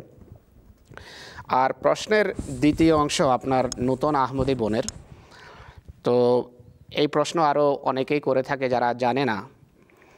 তো চাঁদা দেয়া সম্পর্কে বা ধর্মের জন্য আর্থিক কোরবানি এবং ব্যয় করার নির্দেশ আল্লাহ তাআলার। এটি কোরআন শরীফের অতি সূচনাতেই আল্লাহ তাআলা বলেছেন। সূরা বাকারা আপনি পড়েন, ৪র্থ বা ৫ম আয়াতেই আছে যে মোমেন তারা, যারা আমরা তাদেরকে যেই রিজিক দিয়েছি, যে অর্থ দিয়েছি, যে সম্পদ দিয়েছি, সেই সম্পদ থেকে তারা খোদা তাআলার পথে খরচ করে। তো এই ধরনের আয়াত কোরআনের বহু স্থানে আছে। সূরা বাকারাতেই পরপর বেশ কয়েকবার, শেষের রুকুতে বেশ কয়েকবার এসেছে। সূরা আলে ইমরানে আছে। কোরআনের অগণিত স্থানে আপনি আর্থিক কোরবানির কথা দেখবেন। এবং অনেক অন্য এক জায়গায় আছে যে ইন্নাল্লাহ ইশতারা মিনাল মুমিনিনা আনফুসাহুম ওয়া আমওয়ালাহুম বিআন্না লাহুমুল জান্নাহ, যে আল্লাহ তাআলা মুমিনদের নিকট থেকে তাদের প্রাণ এবং সম্পদ ক্রয় করে নিয়েছেন, কেননা তাদের জন্য জান্নাতের প্রতিশ্রুতি আছে। তো আর্থিক কোরবানি করা সত্যের জন্য, সত্যের প্রচারের জন্য, এটি খোদা তাআলার নির্দেশ। আহমদিয়া মুসলিম জামাতের প্রতিষ্ঠাতা যেহেতু আল্লাহ তাআলার পক্ষ থেকে এসেছেন, মুহাম্মদ রাসূলুল্লাহ সাল্লাল্লাহু আলাইহি ওয়াসাল্লামের ভবিষ্যৎবাণী অনুসারে এসেছেন, তাই তিনি কোরআনের এই আয়াতগুলোকে বাদ দিয়ে তার সফর এবং যাত্রা অব্যাহত রাখতে পারেন না, তাহলে তিনি সত্যবাদী হবেন না। আজও যারা এই সত্য গ্রহণ করবে তাদেরকে আর্থিক কোরবানি করতেই হবে, কেননা পৃথিবীতে ইসলাম প্রচারের জন্য অর্থের প্রয়োজন, মসজিদ নির্মাণের জন্য অর্থের প্রয়োজন, কোরআনে কারীম ছাপার জন্য অর্থের প্রয়োজন, কোরআনের তাফসীর ছাপার জন্য অর্থের প্রয়োজন। পৃথিবীতে কোটি কোটি মানুষ বসবাস করছে, তাদের মাঝে সত্য প্রচার করতে গেলে কর্মী বাহিনী প্রয়োজন, সেই কর্মী বাহিনীর জন্য অর্থের প্রয়োজন। বড় কথা হলো যে এই অর্থ যা প্রত্যেক আহমদি তাদের ঘাম ঝরিয়ে যে আয় করে, সেই আয়ের ভিত্তিতে তারা আয়ের একটা অংশ 16 ভাগের এক ভাগ বা তারও বেশি আহমদিরা দিচ্ছে, 10 ভাগের 1 ভাগ বা 3 ভাগের 1 ভাগ পর্যন্ত অনেকেই আল্লাহ তাআলার পথে খরচ করছে। এই চাঁদার নিগরানি এবং তত্ত্বাবধানের জন্য আল্লাহ তাআলার পক্ষ থেকে লোক নিযুক্ত আছে। এর তত্ত্বাবধান করছেন স্বয়ং আল্লাহর খলিফা, এবং খলিফাই দেখাশোনা করেন বাইতুল মালের।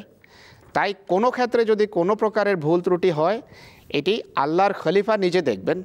আমরা সাধারণ সদস্য হিসাবে আমাদের জন্য খোদার নির্দেশ হলো, তুমি খোদা তাআলার পথে তুমি যা আয় করো তার একটা অংশ দিয়ে দেবে।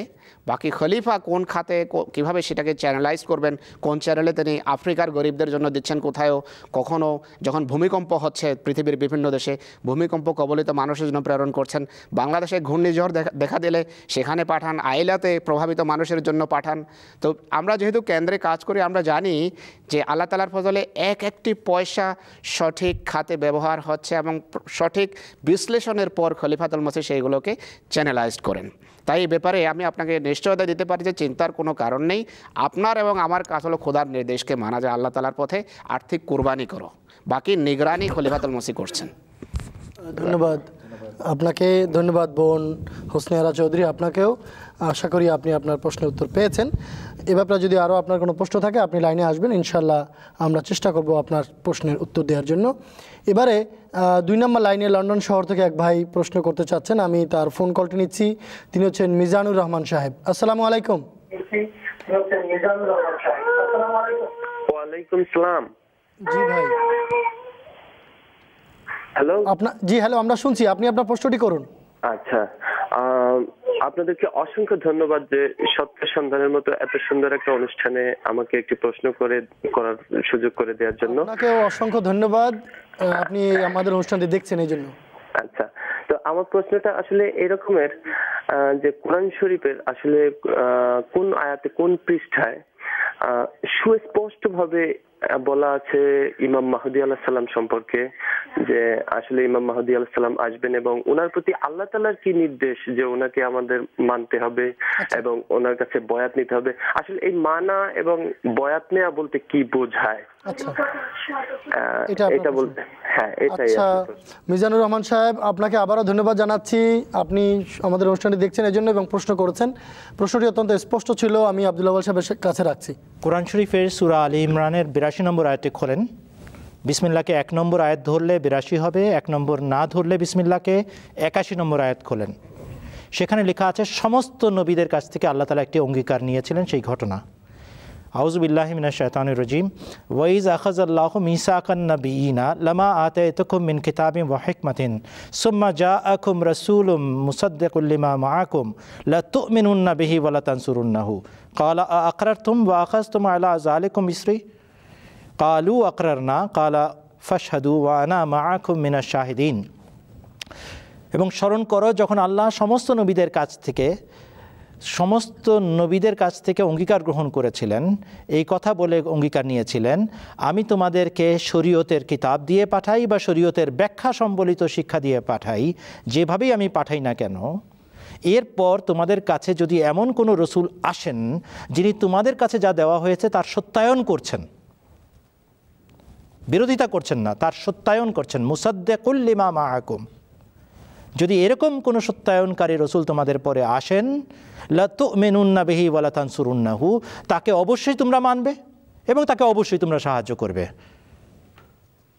ক্বালা আ'আকরারতুম, এই কথা বলার পর আমি জিজ্ঞেস করেছিলাম, আল্লাহ বলছেন আ'আকরারতুম, তোমরা স্বীকার করো আমি যা বলছি, ওয়া আখাযতুম আলা যালিকুম ইসরি, এবং আমার পক্ষ থেকে তোমাদেরকে দেয়া যে দায়িত্ব সেটাকে তোমরা বহন করতে প্রস্তুত হয়েছো? ক্বালু আকরারনা, তারা সমস্যারে বলেন আমরা মেনে নিলাম, স্বীকার করলাম দায়িত্ব। ক্বালা, আল্লাহ বললেন ফাশহাদু ওয়া আনা মাআকুম মিনাশ শাহিদিন, তাহলে তোমরা সাক্ষী থেকো এবং আমিও তোমাদের সাথে সাক্ষী রইলাম। এখন সমস্ত নবীদের কাছ থেকে যদি কোনো জিনিসের অঙ্গীকার নেওয়া হয়, তাহলে কি নবিকুল সর্দার, নবিকুল শিরোমণি হযরত মুহাম্মদ সাল্লাল্লাহু আলাইহি ওয়াসাল্লাম নবীদের সারির মধ্যে অন্তর্ভুক্ত নন? নবীদের মধ্যে থেকে প্রধান নবী বাদ, উনি সহ আন-নাবিয়িন। এবং এই কথাটাই সূরা আহজাবের মধ্যে আল্লাহ তাআলা আমাদেরকে বলছেন যে অঙ্গীকারের কথাটা কোরআন শরীফে বলা আছে সেটা তোমার কাছ থেকেও হে মুহাম্মদ সাল্লাল্লাহু আলাইহি ওয়াসাল্লাম নেওয়া হয়েছে। সূরা আহজাব আয়াত নম্বর 8, আউযু বিল্লাহি মিনাশ শাইতানির রাজিম।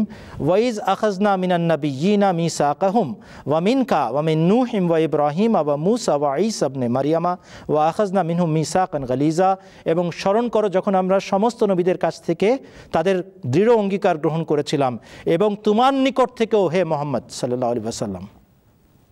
মিনকা মানে তোমার নিকট থেকেও, কার কাছে কোরআন নাজিল হচ্ছে? হযরত মুহাম্মদ সাল্লাল্লাহু আলাইহি ওয়াসাল্লাম, হে মুহাম্মদ তোমার কাছ থেকেও এই একই অঙ্গীকার নেওয়া হয়েছে। ওয়া মিন নূহিন ওয়া ইব্রাহিমা ওয়া মূসা ওয়া ঈসা ইবনে মারইয়াম, একইভাবে অন্যান্য নবীদের কাছ থেকেও নেওয়া হয়েছে। কিন্তু হুজুর সাল্লাল্লাহু আলাইহি ওয়াসাল্লামের কাছ থেকে অঙ্গীকার নেওয়া হয়েছে যে অঙ্গীকার সমস্ত নবীদের কাছ থেকে নেওয়া হয়েছে। অতএব হুজুর সাল্লাল্লাহু আলাইহি ওয়াসাল্লামের পর সত্যায়নকারী এক উম্মতি নবী, এক উম্মতি রসুলের আসার কথা পরিষ্কারভাবে কোরআন দ্বারা প্রমাণিত। সূরা জুমার ভেতরে ওয়া আখারিনা মিনহুম লাম্মা ইয়ালহাকু বিহিম আয়াতে আল্লাহ তাআলা হযরত মুহাম্মদ সাল্লাল্লাহু আলাইহি ওয়াসাল্লামেরই আধ্যাত্মিক দ্বিতীয় আগমনের কথা বলেছেন।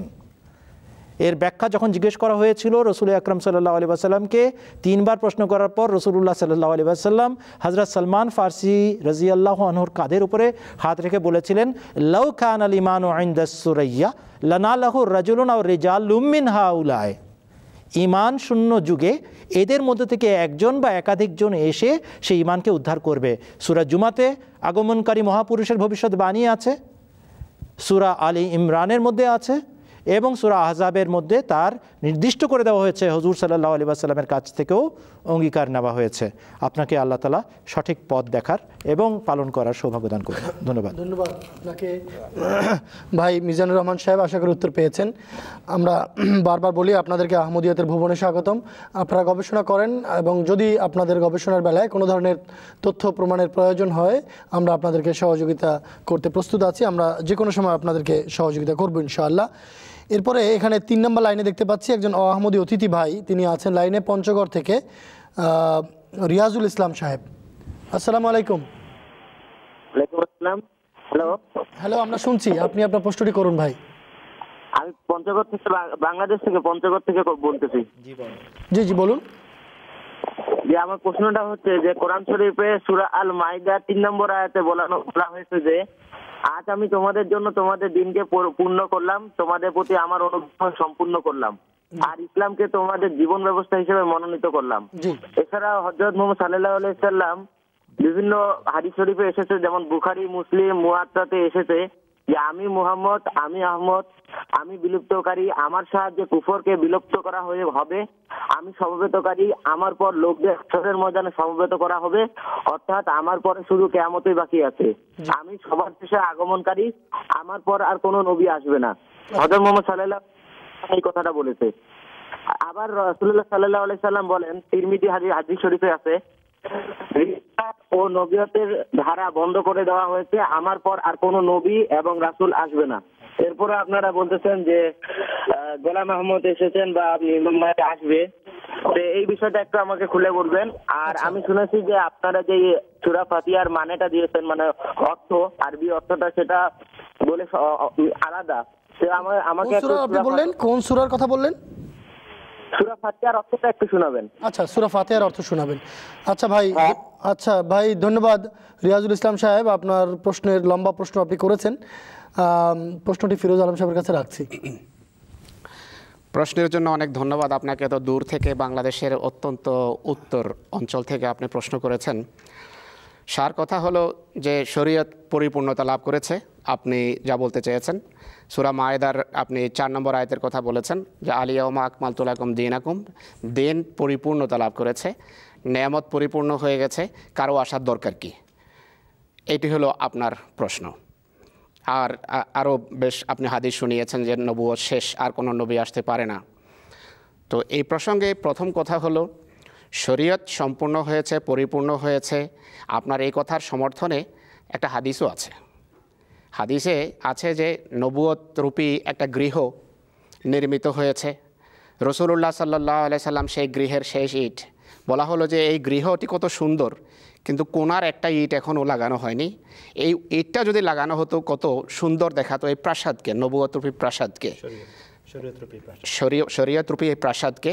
তো রাসূলুল্লাহ সাল্লাল্লাহু আলাইহি ওয়াসাল্লাম বললেন যে আনা তিলকাল লাবেনা, আমি হলাম সেই ইট, আমার মাধ্যমে এই প্রাসাদটা পরিপূর্ণ হয়ে গেল, সম্পূর্ণ হলো। কিন্তু ভাই আপনি নিজেই বলুন যে একটা প্রাসাদ নির্মিত হওয়ার পর এই প্রাসাদের কি আর রক্ষণাবেক্ষণের প্রয়োজন হয় না?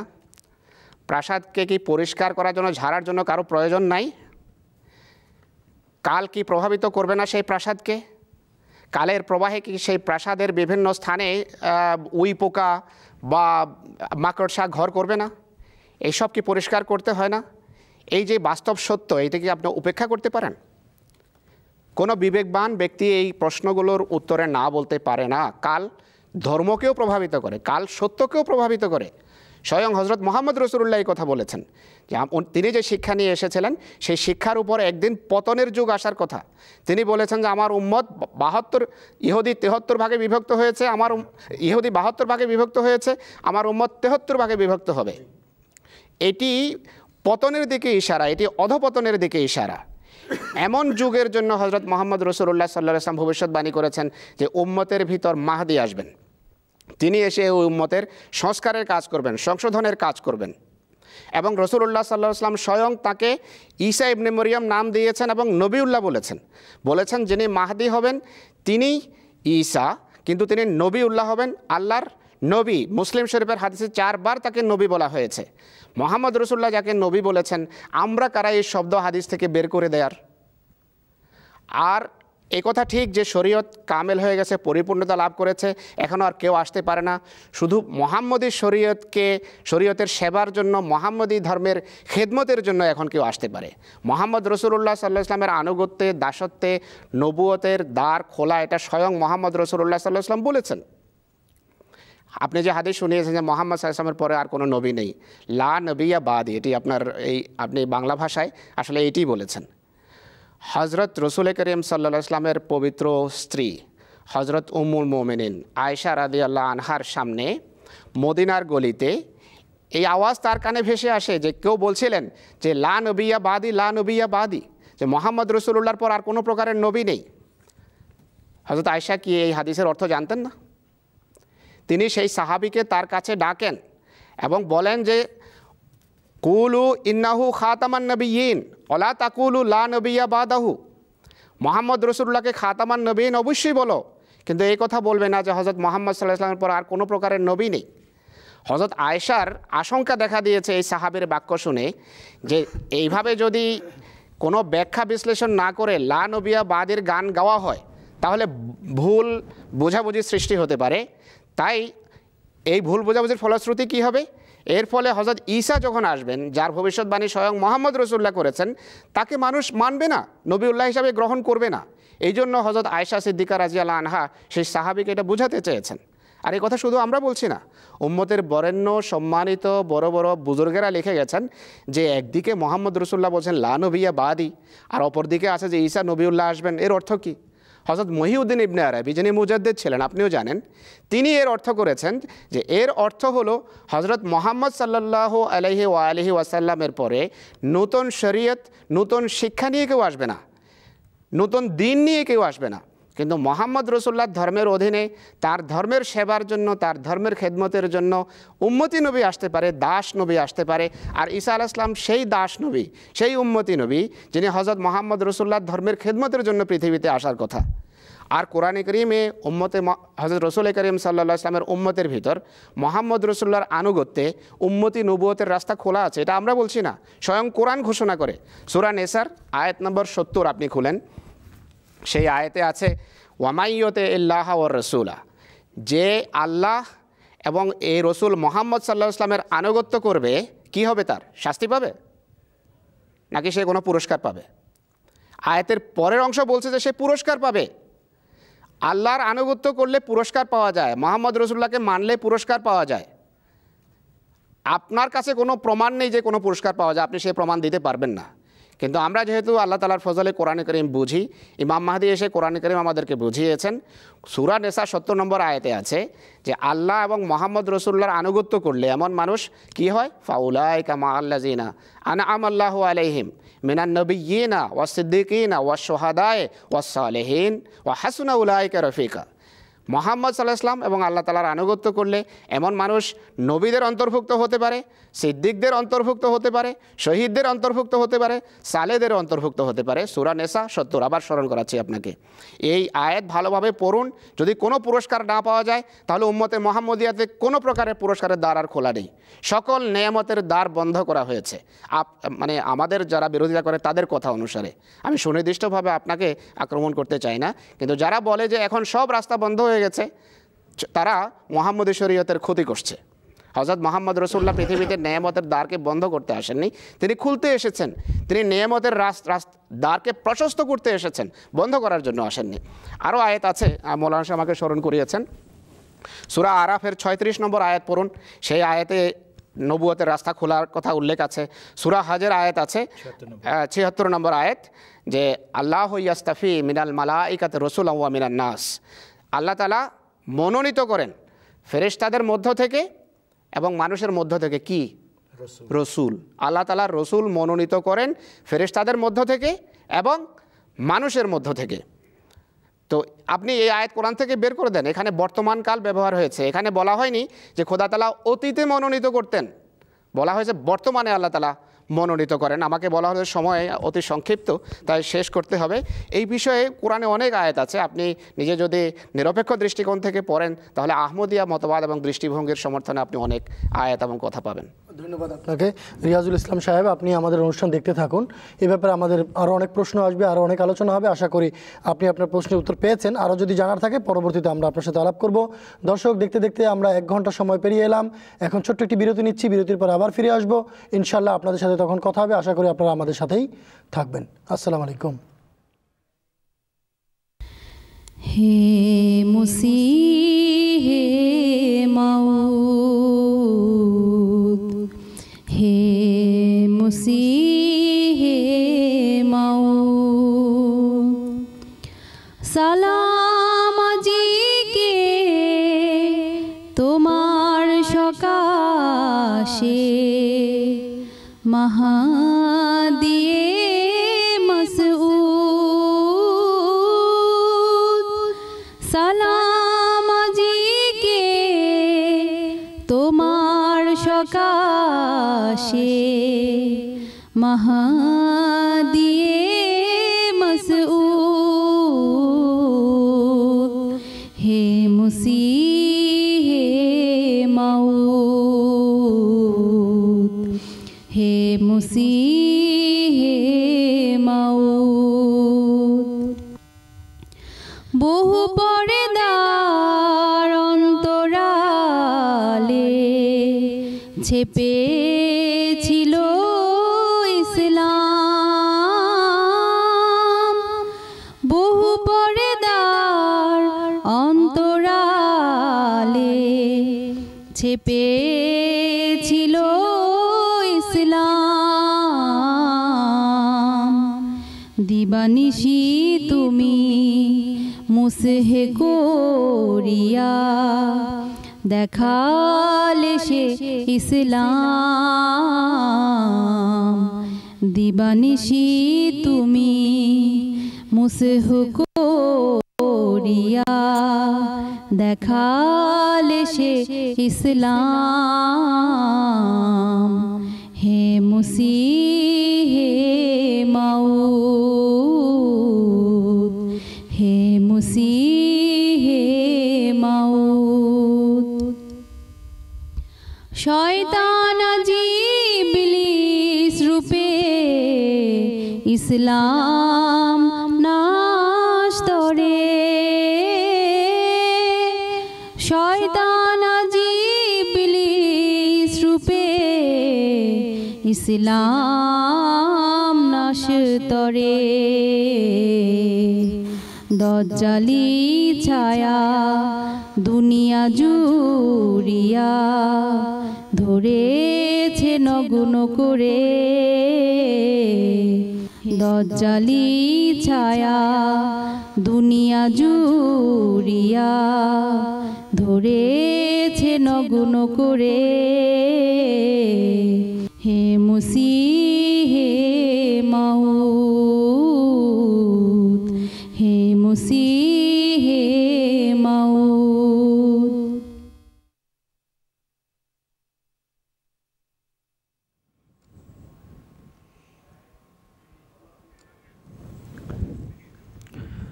আসসালামু আলাইকুম ওয়া রাহমাতুল্লাহি ওয়া বারাকাতুহু। বিরতির পর আপনাদেরকে আবারও একবার স্বাগত জানাচ্ছি দর্শক আমাদের এই সত্যের সন্ধানের অনুষ্ঠানে। বিরতির আগে আমরা শুনছিলাম রিয়াজুল ইসলাম সাহেবের প্রশ্নের উত্তর মাওলানা ফিরোজ আলম সাহেব দিলেন।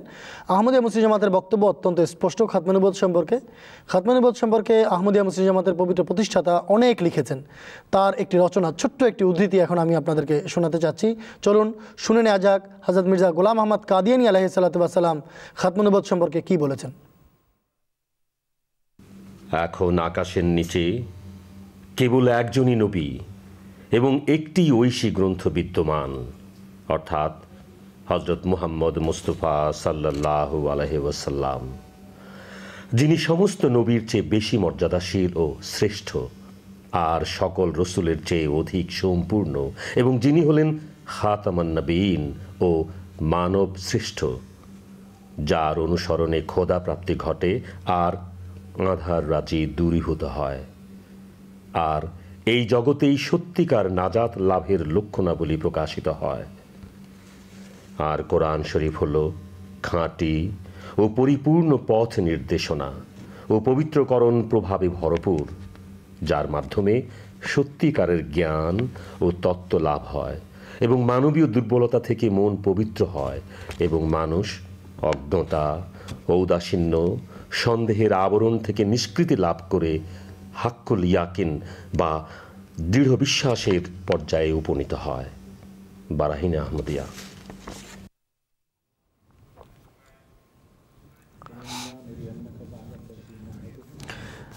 দর্শকবৃন্দ, আপনারা শুনছিলেন হযরত মসিহ মাউদ আলাইহিসসালাতু ওয়াসসালামের বিখ্যাত গ্রন্থ বারাহিনে আহমদিয়া থেকে একটি উদ্ধৃতি। এই বক্তব্যের পর খাতমে নবুয়ত নিয়ে আর দীর্ঘ আলোচনার আজ আমাদের কাছে আর সুযোগ নেই, অবকাশ নেই। ইনশাআল্লাহ সত্যের সন্ধানের অনুষ্ঠান চলমান প্রোগ্রাম, আপনাদের সাথে এ ব্যাপারে আরও আলোচনা হবে ভবিষ্যতে।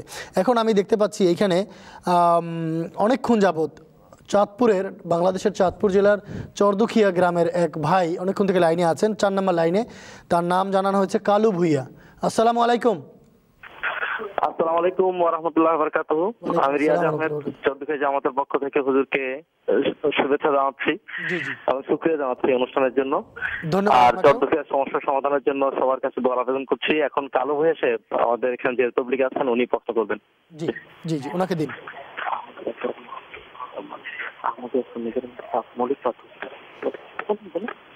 আপনার প্রশ্নটি যদি করেন। হ্যাঁ ভাই, আমি কালুমে চৌদ্দখিয়া থেকে বলছি। জি জি বলুন। যে আহমদিরা সুন্নি ইমামের পিছে কেন নামাজ পড়া যায় না, এটার মূল পার্থক্য, মূল কারণটা কি? আচ্ছা। আর অতিরিক্ত আরো একটা প্রশ্ন হলো, কেন আহমদির লোক মারা যাইলে কেন সুন্নি মুসলমানে মাটি দিতে পারে না? আচ্ছা, আমি দুটা প্রশ্ন জানতে চাই। ধন্যবাদ কালু ভুইয়া সাহেব, আপনার প্রশ্ন আমরা পেয়েছি। আব্দুল আউয়াল সাহেবের কাছে রাখছি। কালু ভুইয়া সাহেব, আপনাকে সংক্ষেপে উত্তর দিয়ে বলি, হুজুর হযরত মুহাম্মদ রাসূলুল্লাহ সাল্লাল্লাহু আলাইহি ওয়াসাল্লাম স্পষ্টভাবে বলে গেছেন, ইজা আকফারার রাজুল আখাহু ফাকাদ বাআ বিহা। যখন কোনো মুসলমান ব্যক্তি তার ভাইকে কাফের বলে ঘোষণা দেয়, কাফের আখ্যায়িত করে, ফাকাদ বাআ বিহা, সে নিজেই কুফরি করে। এই কাফের ঘোষণা তার বিরুদ্ধেই বর্তায়। মুসলিম শরীফের স্পষ্ট হাদিস। যে ব্যক্তি নিজের মুসলমান ভাইকে কাফের আখ্যা দিল, সে কি করলো? কুফরি করলো। আমরা কাউকে কাফের বলি না। আমরা শুধু বলি যে ভাই, মুসলমানদেরকে তুমি কাফের বলার স্পর্ধা দেখিয়েছ, তুমি আর আমার ইমাম লাগো না। তুমি এখন আমার লগে দাঁড়িয়ে নামাজ পড়তে পারো, আমার সাথে দাঁড়িয়ে এক জামাতে নামাজ পড়তে পারো, কিন্তু তোমার পিছনে আমি আর নামাজ আদায় করতে পারছি না, কেননা তুমি মুসলমানকে কাফের বলার স্পর্ধা দেখিয়েছ। রসুল আকরাম সাল্লাল্লাহু আলাইহি ওয়াসাল্লামের এই সিদ্ধান্ত আমাদেরকে বাধ্য করছে যে আহমদিয়া জামাতকে যারা এবং দলগতভাবে যারা, দলের নেতা হিসাবে যারা কাফের বলে, তাদের কারো পিছনে আমরা নামাজ আদায় করি না। যে ব্যক্তি নীরবতা পালন করছে সেও একই ফতোয়ার অধীনে আছে, কেননা সে নীরবতা পালন করার মাধ্যমে, তার মৌনতার মাধ্যমে সে দাঁড়িয়ে বলে দিল যে আপনি হুজুর যা বললেন আমিও কিন্তু এর সাথে একমত। এই জন্য আহমদিয়া জামাত এমন কোনো ব্যক্তির পিছনে নামাজ আদায় করে না যে মুসলমানদের এক দলকে কাফের ঘোষণা দেয়। এই কারণে আহমদিরা অন্য কোনো ইমামের, অন্য কোনো দলের ইমামের পেছনে নামাজ আদায় করে না। কিন্তু আমাদের সাথে যে কোনো দলের মুসলমান, যে কোনো পথের মুসলমান, যে কোনো তরিকার মুসলমান এসে নামাজ আদায় করতে পারে, একই মসজিদে আমাদের ইমামের অধীনে কোনো সমস্যা নেই। আর আমরাও যে কোনো মসজিদে গিয়ে নামাজ আদায় করতে পারি, কিন্তু ইমাম সম্বন্ধে আমরা সাবধান। এমন কোনো ইমাম আমাদের ইমাম না যে মুসলমানদেরকে কাফের ঘোষণা দেয়। জানাজার ব্যাপারটা হচ্ছে, আপনি অবশ্যই আহমদীদেরকে মাটি দিতে পারবেন, কিন্তু আহমদীদের জানাজা আহমদীরা পড়াবে, আপনি সেই জানাজাতে শামিল হতে পারেন, অংশগ্রহণ করতে পারেন। আর যদি বলেন যে না, আমি আহমদীর অধীনে জানাজাটা পড়বো না, আমি নিজে আপ্রাণভাবে আকুতি জানিয়ে এর জন্য আলাদা জানাজা পড়তে চাই, আলহামদুলিল্লাহ, আলাদা জানাজা পড়ে দেন। আপনি আপনার জামাত নিয়ে, সুন্নি জামাত, হানাফি জামাত, যে জামাতের আপনি ইমাম নিযুক্ত করতে চান, আহমদীর জানাজা সামনে রেখে পড়ে দেন, কিন্তু আবার লাশটা দিয়ে দিবেন আহমদীর কাছে, তারা দাফন করবে। আপনি মাটি দেওয়ার ব্যাপারে অংশগ্রহণ করতে পারেন, আপনি দোয়াতে অংশগ্রহণ করতে পারেন, তার জন্য আপনি আল্লাহর কাছে সারা জীবন দোয়া করতে পারেন, কোনো সমস্যা নাই। কিন্তু আহমদীরা কোনো এমন ইমামের পিছনে নামাজ আদায় করবে না যারা স্পষ্টভাবে অফিসিয়ালি আমাদেরকে অমুসলমান ঘোষণা করে রেখেছে। ধন্যবাদ। ধন্যবাদ আপনাকে ভাই কালু ভূঁইয়া সাহেব, আশা করি উত্তর পেয়েছেন। এরপরে আমি 3 নম্বর লাইনে দেখতে পাচ্ছি একজন আহমদী ভাই আছেন ঢাকা থেকে, ইমরান আহমদ সাহেব। আসসালামু আলাইকুম। ওয়ালাইকুম আসসালাম। জি ভাই, আপনার প্রশ্নটি করুন। যে আমার নাম হচ্ছে ইমরান আহমেদ, আমি তো ঠিক করে দিচ্ছি, আমি নববাই না, নতুন আহমদী। আচ্ছা আচ্ছা, মাশাআল্লাহ, আল্লাহ মুবারক করুন, আল্লাহ তাআলা আপনার বয়ান কবুল করুন। জি জি, আমার প্রথম প্রশ্নটি হচ্ছে হযরত মুহাম্মদ সাল্লাল্লাহু আলাইহি ওয়াসাল্লাম সম্বন্ধে বেদ, পুরাণ, বাইবেল ও অন্যান্য প্রাচীন ধর্মগ্রন্থে তার আগমন সম্বন্ধে ভবিষ্যৎবাণী আছে এবং তা পূর্ণ হয়েছে, কিন্তু এমন কোন ভবিষ্যৎবাণী আছে কি যা তার বিপক্ষে যায় বা ভবিষ্যৎবাণীটি মিথ্যা? আচ্ছা, দ্বিতীয় প্রশ্ন হচ্ছে, জি জি বলুন, আহমদী, আহমদিয়াত ও আহমেদ এই শব্দ তিনটির বাংলা অর্থ কি? জাযাকুমুল্লাহ। ধন্যবাদ ইমরান আহমদ সাহেব, আপনি নতুন বয়াত করেছেন, এই জন্য আপনাকে আমরা শুভেচ্ছা জানাচ্ছি। আপনার প্রশ্নটি আমি মাওলানা ফিরোজ আলম সাহেবের কাছে রাখছি। হজরত মোহাম্মদ রসুল্লাহ সাল্লাল্লাহু আলাইহি ওয়াসাল্লাম সম্পর্কিত সঠিক এবং সত্য ভবিষ্যৎবাণী পূর্বের সকল ঐশী গ্রন্থে আছে এবং সেই সত্য ভবিষ্যৎবাণী সবই পরিপূর্ণতা লাভ করেছে। পূর্বের ঐশী গ্রন্থে পরবর্তীতে যদি কোনো পরিবর্তন আসে, কোনো এমন কথা ঢুকে যায় যা অবশ্যই ঢুকেছে, যেগুলো সত্য বিবর্জিত, সেগুলো মোহাম্মদ রসুল্লাহর ক্ষেত্রে পুরা হবে না, পুরা হওয়ার কোনো কারণ নেই। যা সত্য, যা আল্লাহ তাআলার পক্ষ থেকে নবীরা জেনেছেন এবং পরবর্তী প্রজন্মের জন্য রেখে গেছেন, সেগুলোর প্রত্যেকটি পরিপূর্ণতা লাভ করেছে হযরত মোহাম্মদ রসুল্লাহর পক্ষে। আর দ্বিতীয় প্রশ্ন হলো যে হ্যাঁ, এবং আহমেদ শব্দের অর্থ কি? আহমদিয়ত আসলে হযরত মোহাম্মদ রসুল্লাহ সাল্লাল্লাহু আলাইহি ওয়াসাল্লামের দ্বিতীয় নাম হলো আহমদ। প্রথম নাম মোহাম্মদ এবং তার নাম দ্বিতীয় নাম হলো আহমদ। সেই নাম অনুসারে আহমদিয়া মুসলিম জামাতের নামকরণ করা হয়েছে আল্লাহ তাআলার ইচ্ছায়। হযরত মুসলিম ইসলাম মোহাম্মদ রসুল্লাহর নামের দ্বিতীয় অংশ অনুসারে আহমদিয়া মুসলিম জামাতের নাম রেখেছেন আহমদিয়া মুসলিম ফিরকা ও জামাত, মুসলমান ফিরকা আহমদিয়া, মুসলমান ফিরকায়ে আহমদিয়া। তো সংক্ষেপে মানুষ আমাদেরকে আহমদি বলে থাকে।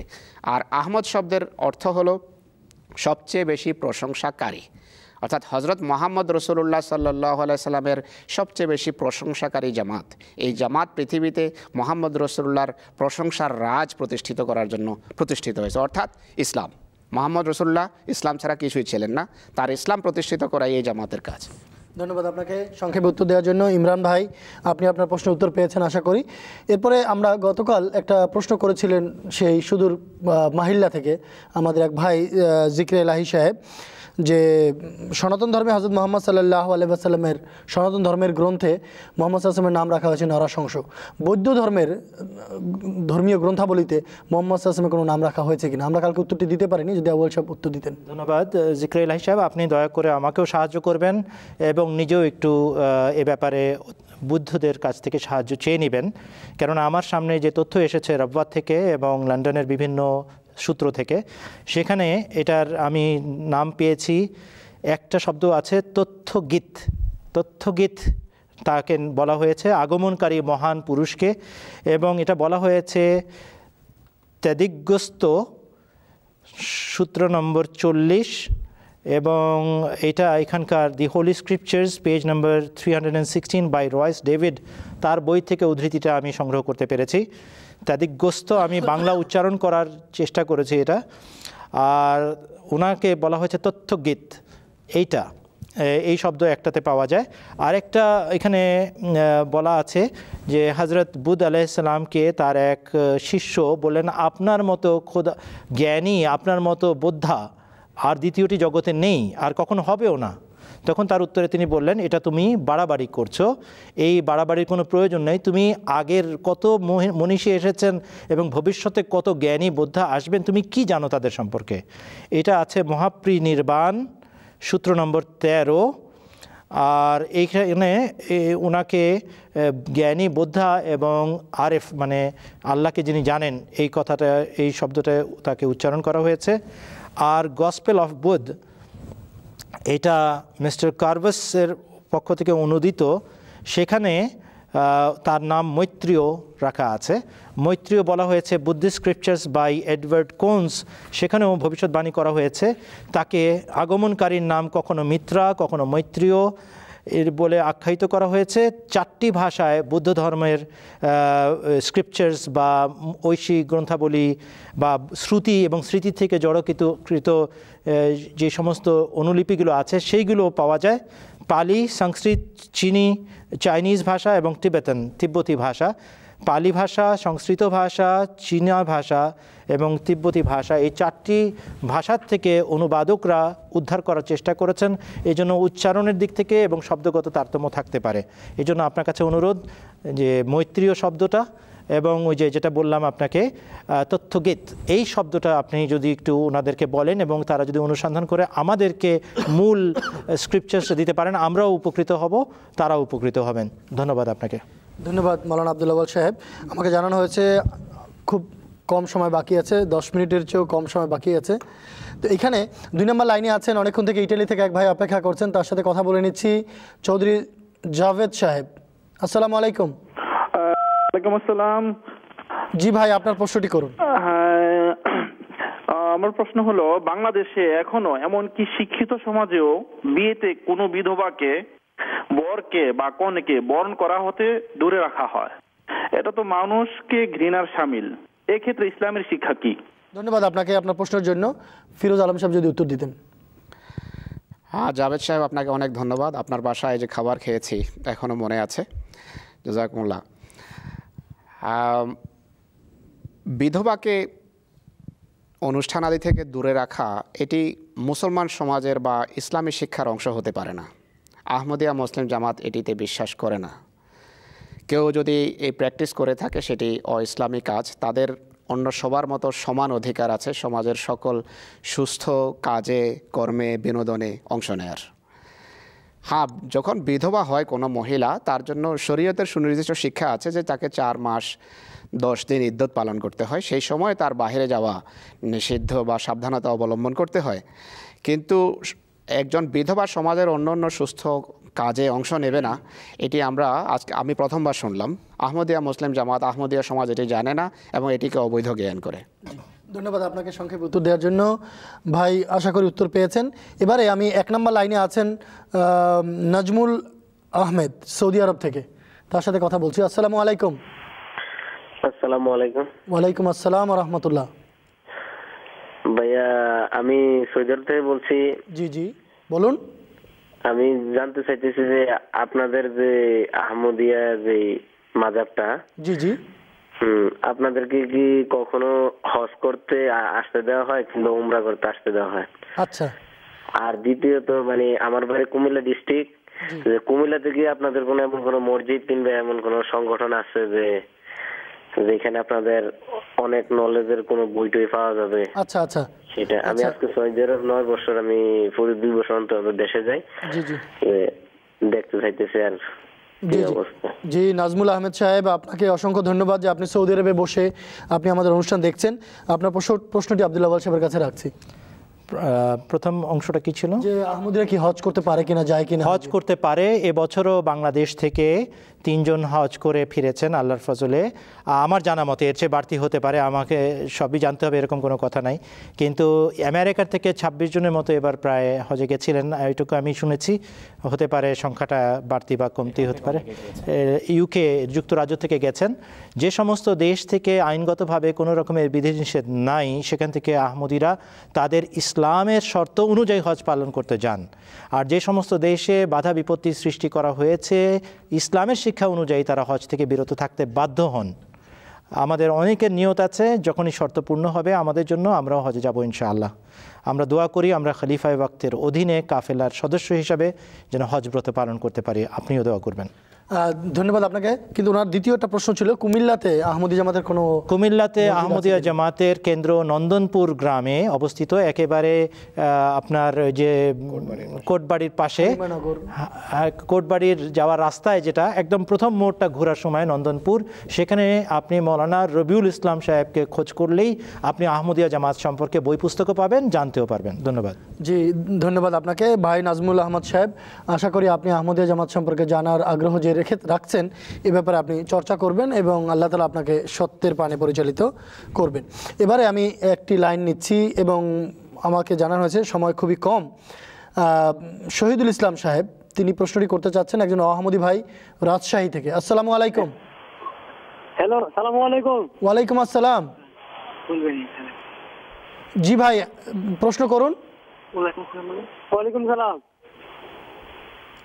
আমরা আপনার কথা শুনতে পাচ্ছি, প্রশ্ন করুন। আমি বাগমারা থেকে প্রশ্ন করছি। হ্যাঁ জি জি।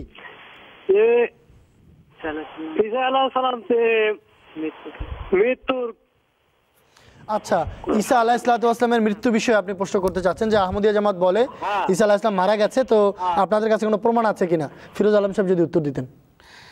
আমরা এটাই তো প্রমাণ করে আসছি শুরু থেকেই। কোরআন শরীফে 30টির মতো আয়াত আছে, পূর্বেই বলেছি যে আয়াতে হযরত ঈসা আলাইহিস সালামের মৃত্যুর কথা পরিষ্কারভাবে এবং পরোক্ষভাবে বলা আছে। আল্লাহ তাআলা সূরা আলে ইমরানের 145 নম্বর আয়াতে বলেন যে হযরত মা মুহাম্মাদুন ইল্লা রাসূল কাদ খালাত মিন কাবলিহির রাসূল।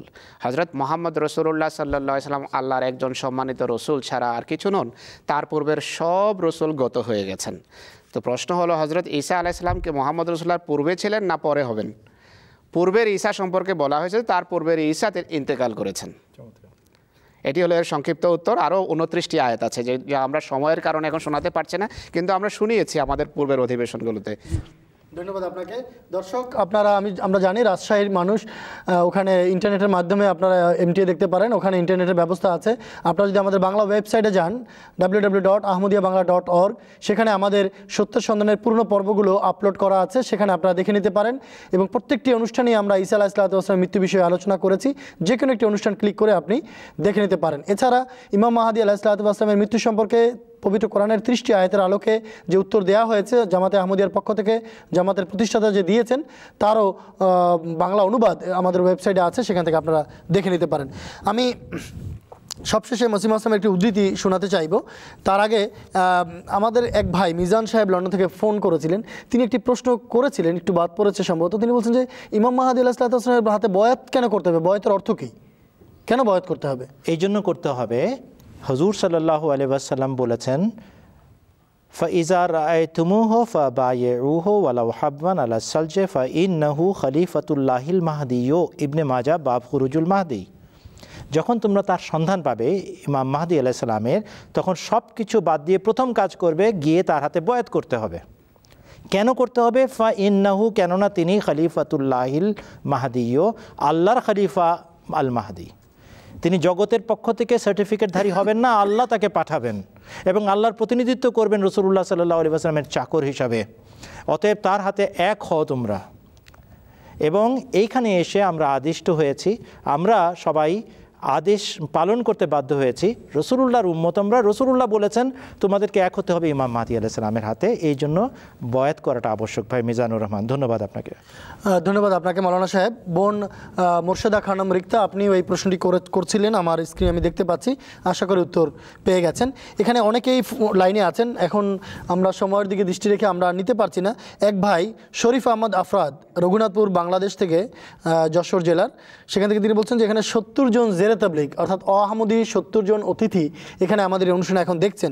তিনি প্রশ্ন করতে চাচ্ছেন, দুইটা প্রশ্ন তার আছে, আমি সম্মত লাইন লাগানো যাবে না। প্রথম প্রশ্নটি হচ্ছে আহমদী এবং সুন্নিদের মধ্যে পার্থক্য কী, যদি সংক্ষেপে ফিরোজ আলম সাহেব উত্তর দিতেন। আহমদী এবং সুন্নিদের ভিতরে মৌলিক বিষয়ে কোনো পার্থক্য নেই। সুন্নিরাও 5 বেলা নামাজ পড়ে, আমরাও 5 বেলা নামাজ পড়ি। আমাদের কালেমা লা ইলাহা ইল্লাল্লাহ মুহাম্মাদুর রাসূলুল্লাহ, আর অন্যরাও একই কালেমা পড়ে, লা ইলাহা ইল্লাল্লাহ মুহাম্মাদুর রাসূলুল্লাহ। আমরা হজ করি, আমরা যাকাত দেই, আমরা রমজান মাসে রোজা রাখি আল্লাহ তাআলার ফজলে। ইসলামের মৌলিক বিষয়ে সুন্নিদের সাথে আমাদের বিন্দুমাত্র কোনো তফাৎ নেই, মতবিরোধ নেই। পার্থক্য শুধু এখানে যে আমাদের সুন্নি ভাইয়েরা আজকে যে রোগ ব্যাধি বালাই বিমারি আছে দুনিয়াতে, মুসলমানরা দলে উপদলে বিভক্ত হয়ে গেছে, তারা রোগে ভুগতে চান, চিকিৎসককে গ্রহণ করবেন না।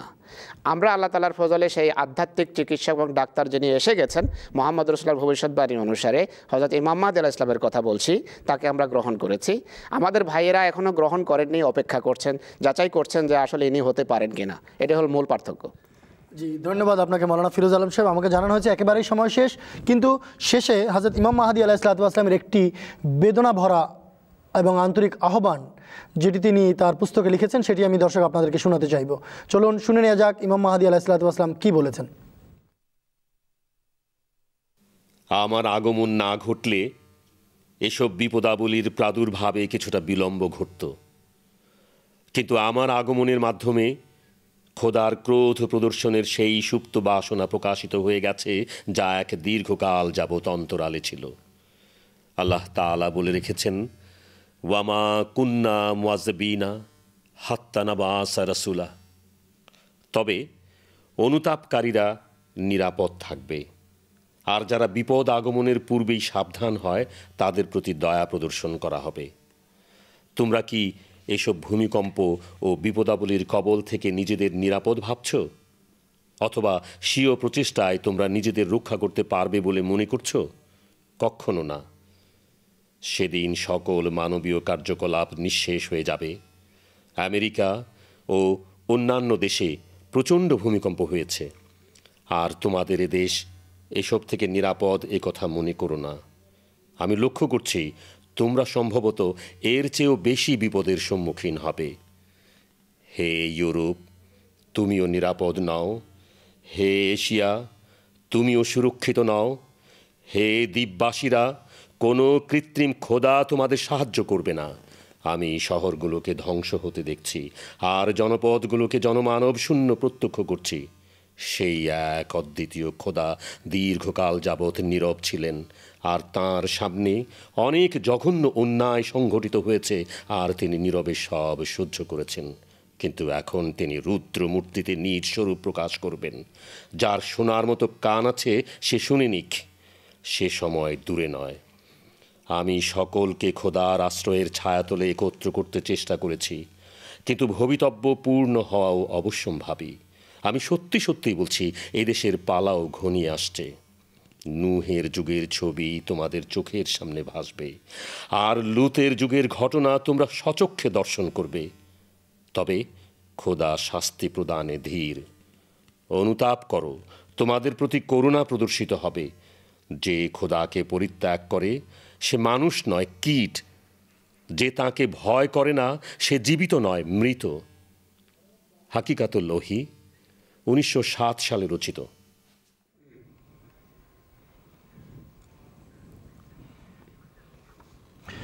দর্শকবৃন্দ, আপনারা এই সাবধান বাণী শুনলেন হযরত মসিহ মাউদ আলাইহিস সালাতু ওয়াস সালামের। আশা করি আপনারা নিজেরাও এইটি মনে রাখবেন, আমরাও মনে রাখব, এবং অন্যদেরকেও আপনারা অবহিত করবেন, এবং আমরাও দায়িত্বের সাথে এটি অন্যদেরকে অবহিত করার চেষ্টা করব। দর্শক, অনুষ্ঠানের শেষ পর্যায়ে আমরা জানিয়ে দিচ্ছি এই মাস অর্থাৎ ডিসেম্বর মাস ওয়াকফে জাদিদের অর্থ বছর শেষ হতে যাচ্ছে। তো এই ব্যাপারে ফিরোজ আলম সাহেব যদি দু একটা কথা বলে দেন। শুধু একটা কথা বলবো, হুজুরের সাথে সাক্ষাতে হুজুর ইশারা করেছেন এদিকে যে বিশ্বের অন্যান্য দেশে আল্লাহ তাআলার ফজলে আর্থিক কোরবানির ক্ষেত্রে অনেক উন্নতি এবং অগ্রগতি দেখা যাচ্ছে। বাংলাদেশকে এই ক্ষেত্রে আরও বেশি চেষ্টা করা উচিত। বিশেষ করে ওয়াকফে জাদিদের কথা বলবো যে হুজুর চাচ্ছেন যে বিশ্বের অন্যান্য দেশকেও প্রথম, দ্বিতীয়, তৃতীয়, চতুর্থ স্থান অধিকার করছে, আমরা এগুলো যদি অধিকার করতে নাও পারি, অন্ততপক্ষে সপ্তম, অষ্টম বা নবম স্থানে আমাদের আসা দরকার। এটি হুজুর চাচ্ছেন আমাদের কাছে। ধন্যবাদ আপনাকে। তো দর্শকবৃন্দ, যেহেতু টেলিভিশনের পর্দার সামনে এখন অনেকেই সমবেত আছেন, আপনারা এই সুযোগে আমরা জানিয়ে দিলাম বছর শেষ হতে যাচ্ছে। আপনারা যারা ওয়াদা করেছেন ওয়াদা আদায় করে দিন, যারা এখনও ওয়াদা করতে পারেননি তারাও কিছুটা অর্থ দিয়ে হলেও এই বরকতপূর্ণ তারিখে আপনারা অংশগ্রহণ করুন। এছাড়া জানিয়ে দিচ্ছি আগামী 24 ও 25শে ডিসেম্বর ঢাকার দারুত তবলিগে ওয়াকফে নাও সম্মেলন হতে যাচ্ছে বাংলাদেশে। তো আপনারা যাদেরকে আমন্ত্রণ জানানো হয়েছে তারা অবশ্যই আপনাদের ওয়াকফে নাও সন্তানদেরকে নিয়ে, 12 বছর ঊর্ধ্ব সন্তানদেরকে নিয়ে এই সম্মেলনে যোগদান করবেন। হুজুরের বিশেষ যে নসিহত রয়েছে এ ব্যাপারে সেগুলো আপনাদেরকে জানানো হবে। দর্শক, শেষ কথা বলে দিচ্ছি, আপনারা আমাদের ভাই, আপনাদের কাছে আমরা নিয়ামতের সংবাদ পৌঁছে দিতে চাই। তাই এই উদ্দেশ্য নিয়ে আমাদের এই আয়োজন ছিল। আমরা চেষ্টা করেছি, কতটুকু পেরেছি কতটুকু পারিনি সব আপনাদের সামনে আছে। আপনারা আমাদের অনুষ্ঠান দেখছেন আমাদের দুর্বলতা অযোগ্যতা সত্ত্বেও, এই জন্য আপনাদেরকে ধন্যবাদ জানাচ্ছি। এই অনুষ্ঠান সফল করার জন্য যারা যেভাবে কাজ করেছেন তাদের সবাইকে ধন্যবাদ জানাচ্ছি। ভবিষ্যতে আবারও দর্শক আপনাদের সাথে দেখা হবে। এমটি এর পর্দায় চোখ রাখুন, যখনই আসবো আগাম জানিয়ে আসবো, ইনশাআল্লাহ ভবিষ্যতে আবার আপনাদের সাথে দেখা হবে।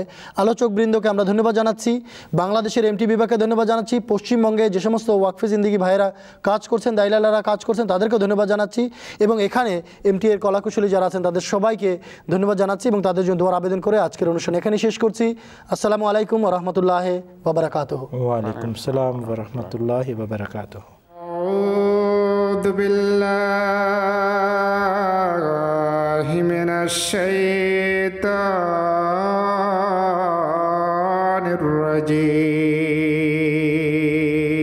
الرجيم وقل الحق من ربكم فمن شاء